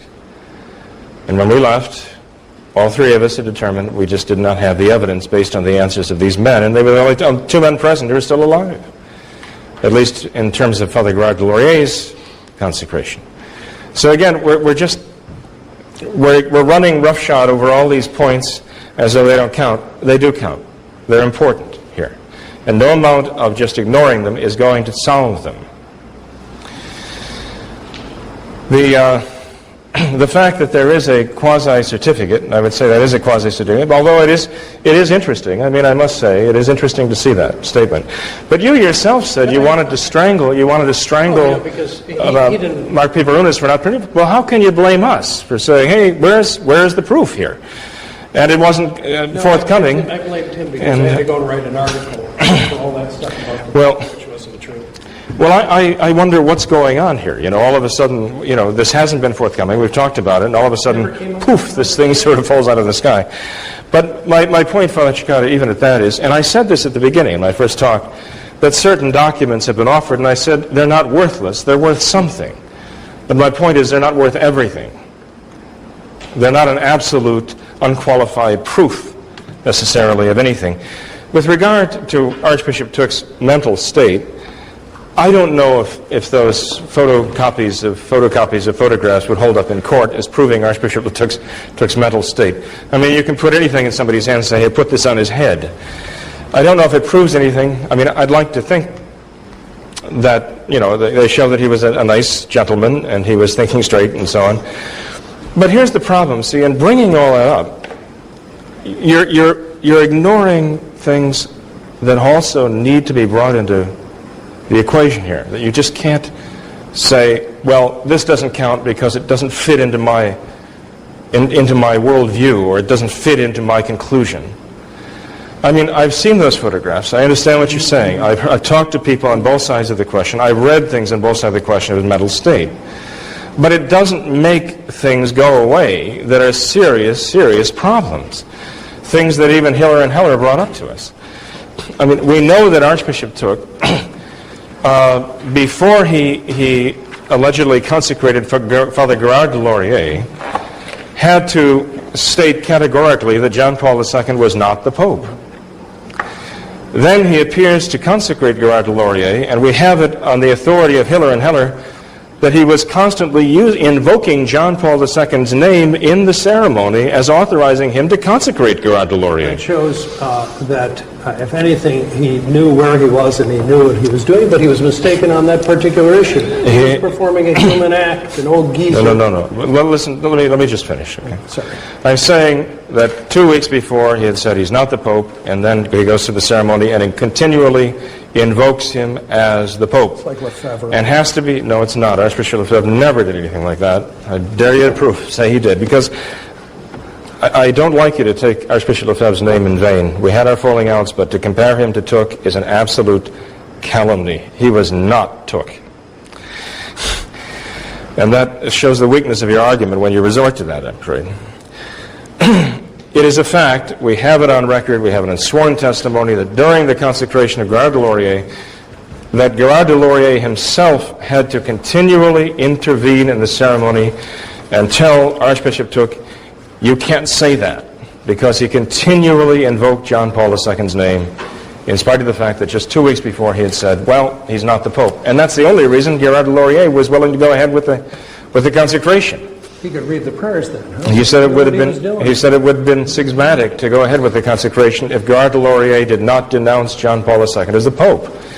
So we have an inconsistency here. I'm just giving the other side of the story. That's all I'm trying to do, and I don't need the interruptions. I'm just trying to give the other side of the story and say it's not as simple as what you're representing here with these photocopies. We know also that Archbishop Thuc did celebrate the new Mass shortly after consecrating Gerard de Laurier. No, please. My point is this. My point is that 2 weeks before, a few weeks before this, Archbishop Thuc had said that John Paul II is not the Pope. He celebrated the new Mass in the cathedral with the bishop of the diocese, the Novus Ordo bishop of the diocese, with a number of other priests who put their hands out at the consecration. That does not prove he was not in his right mental state. Okay, I know. This is what we're talking about here. But the problem comes down to this. According to Doctors Hiller and Heller, who are close associates of him, and who are defenders of him, they claimed that they asked him how he could possibly do this.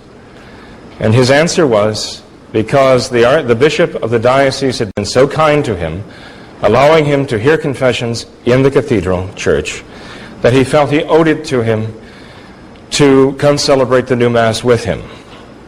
But Archbishop Thuc said to these men, then we have this on tape, not just in writing, we have this on tape, their own voices.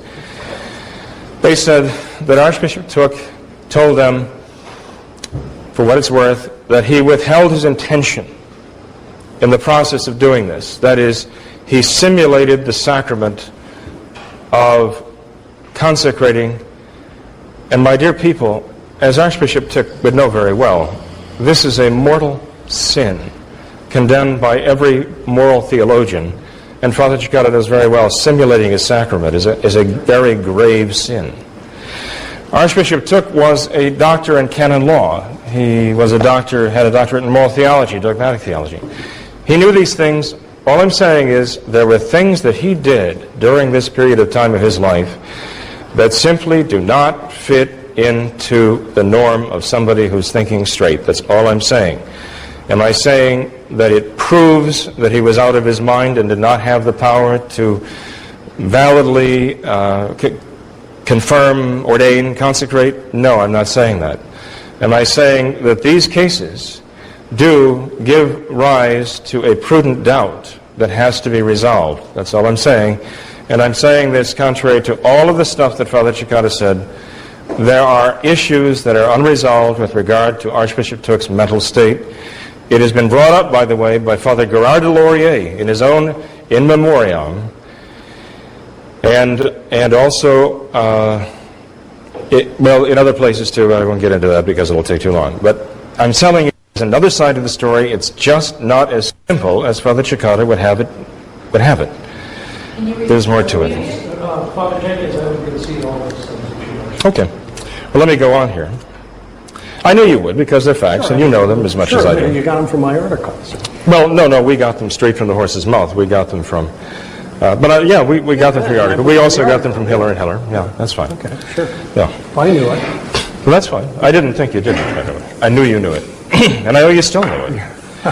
That's why I'm trying to bring up the other side of the question, see. And there is another side. There were things that Archbishop Thuc did that were a problem, and that involve his mental state. Do they prove he was not in the right mental state? No. You might ask, well, why am I so concerned about these things? Well, not only because they do posit a bit of a question mark anyway that begs to be answered as to how he could do these things. But not only that, Archbishop Thuc committed some extremely serious crimes. In fact, some of the most serious crimes against the Church that a man can commit. I gave you a few examples of the type of excommunications that are reserved for the kinds of things he did. And the only way to find him innocent of these things is to find that he wasn't mentally responsible. And so those who question his mental acuity are actually also in the very process trying to find a way to absolve him of guilt. And I would much rather think that he was not committing these crimes with full possession of his powers, for his sake anyway, than that he knew exactly what he was doing, as we were told by Dr. Hiller, by Dr. Heller, by Father Barbara, and others. Again, there are two sides to this question here, and both of them need to be looked at. Neither of them can simply be brushed aside as though it didn't count. Now, one who would look at these photographs and say, look at the photographs, doesn't he look wonderful? And doesn't he look sharp, and so on? One could use the same approach and say, well, look at what he did. Doesn't that tell you something too? Appearances, his actions speak also, and they must also be taken seriously, what those mean. I'm just saying, if the one applies, the other has to apply too. That's all, in all fairness.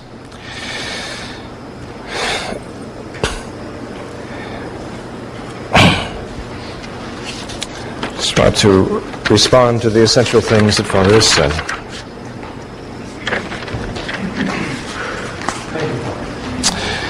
With regard to evasiveness, I actually think if anybody goes back and watches the tape, that they'll see that you yourself, by repeating, you're basically repeating the same things over and over again, and not really responding directly to the points that I made. I think that's what people will find if they look at it again in an objective way.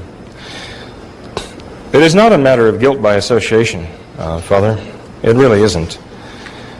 It's a matter of what is right and what is wrong here. It's a matter of whether what Archbishop Thuc did was gravely, gravely, seriously wrong. And I believe you would say, yes, objectively speaking, it is gravely, gravely wrong. I think we can agree on that. It constitutes a grave crime against the Church herself, for which the Church has historically excommunicated in the most serious possible way. I tend to think we'd agree on that point. It's the consequences that follow from that that are the point of dispute here. I think you're misapplying the laws. And I do restate what I said before.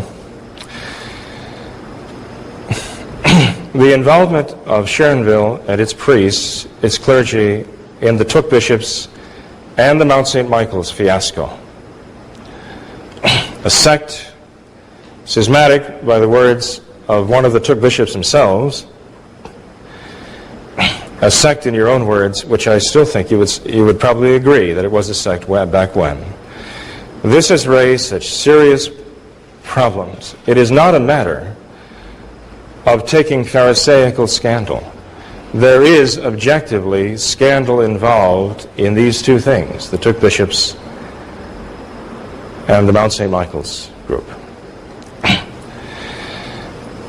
And we're not wrong to recognize that fact. We have an obligation in conscience to recognize it and to denounce it as being absolutely contrary to the traditional norms of the Church. If we don't hold ourselves to those, we cannot claim to be traditional Catholics. There are some things that the Church has always and everywhere condemned. This is one of them. Actually, this is about 10 of them. And we have to always and everywhere condemn it too. I submit by the very fact that you and Father Dolan have chosen to unite yourself with this lineage, that you are justifying it in the minds of people, that you are basically taking something that is gravely, gravely wrong and telling them it's either okay or it's not that wrong. And that is scandalous. That is scandalous by the actions that you have performed. Your actions are not only doing something that is evil, but you're actually telling people it is not evil by uniting and justifying something that is definitely evil. And that people who go to take part in that and worship at St. Gertrude are testifying by their presence there that either what is going on here, the whole package, including all of this baggage and all of this background, it's not merely guilt by association, that their presence there is saying by the very fact that they are worshiping there, okay, this is either not wrong and all that has come with it, or it is not that wrong. And it definitely is. It definitely is. We can do that anytime. We can do that next time. Yeah. We can do that next time, Gino, if you want. We can talk all about Bishop Mendes. I would welcome the opportunity because Bishop Mendes has been calumniated, and that's mortally sinful in itself, to calumniate a good person. We're talking about, with Archbishop Thuc, though, we're talking about Archbishop Thuc, things that are notorious and public here, Gino, and that's a different thing. Not just rumor and innuendo. We're talking about things that are public, notorious. We're talking about facts.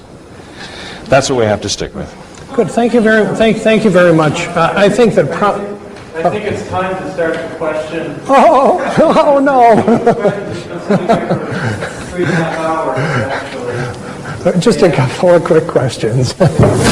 He's on a different schedule than I am. I go to bed early. Can I ask So. one question about the people that he brought up about... Where do we go by these people? We do have cards here people filled out. Oh. And there are index cards over there. Somebody have an index card? There is something called for 41 They could, but we have these from the families involved. Pardon? Good job. Well, thank you. Have your smoke, Jim. Yes, Father, may we ask our own questions from the card from you? Yes. I will never be able to opportunity. Good night. Thank you. God bless you. We'll see you in church. So if I can ask that, when you're done, I can start you. When I'm done with these? Okay. Is Father Jenkins stepped out for? Yeah, I think so, yeah. Have anything you want to fry me with since I'm here? Okay. But I'd also mention that we do have water over there. I'm sure a lot of people are getting very thirsty by now. Maybe you could take a quick 10-minute break. Oh, the thing is that I can't go much later. I'm starting to fall asleep. So if you have any questions you want to fry me with, fry me. Okay? Okay, well, there's something about the Cekada. Okay. Start with those. So the first one for Father Cekada is, why did Father Cekada, Father Sanborn, change their minds about Bishop Thuc? Basically because of what I've explained, basically because of the research that we did. I did a lot of research. I dug through different things in libraries to try to address that qualified witnesses issue and all of that stuff. And it was because of the research that I changed my mind and changed my position on it. And that's what I felt I had to do. I resisted it because of, as Father Jenkins would say, the baggage. But then when you discover that you discover actually what the teaching of the church is about these different crimes and everything, and how they really don't go from person to person, and that you're not approving of absolutely everything bad anyone did. That's not real cooperation in sin. When you cooperate in sin, you're there in the act. To cooperate, say, with the John Labourian company, since he's the most egregious example, such that you'd have to you could be refused communion. Pancho, for instance, would have had to have been one of the bishop co-consecrators with it, because the canon law says very clearly, and that's also on the stuff that I gave you, that you're not a cooperator. You're not really a cooperator, even if you approve of it after the fact. I can show you that. It's from Aranak, and it's not a.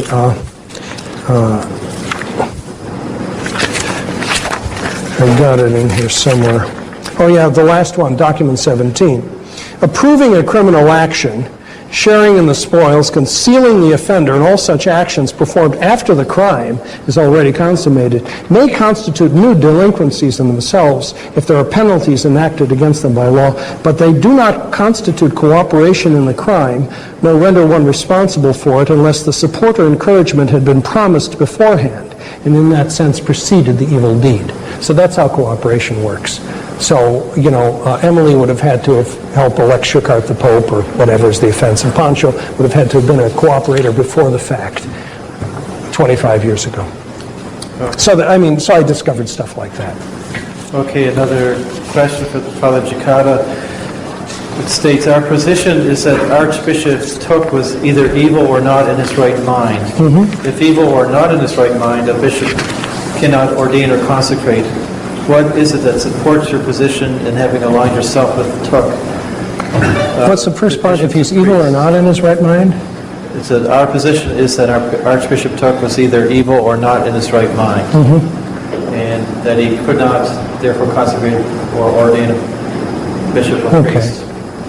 What is it that supports your position in having aligned yourself with Thuc bishops and priests? That as far as the evil goes, that dies with a person. And as we've said, it doesn't mean you're cooperating. That's very clear in canon law. That's the first point as far as evil goes, and that doesn't affect your the validity of a sacrament. Secondly, as far as not in your right mind, I've given you quotes from as far as what the minimum intention is that's required, and it's very, very little.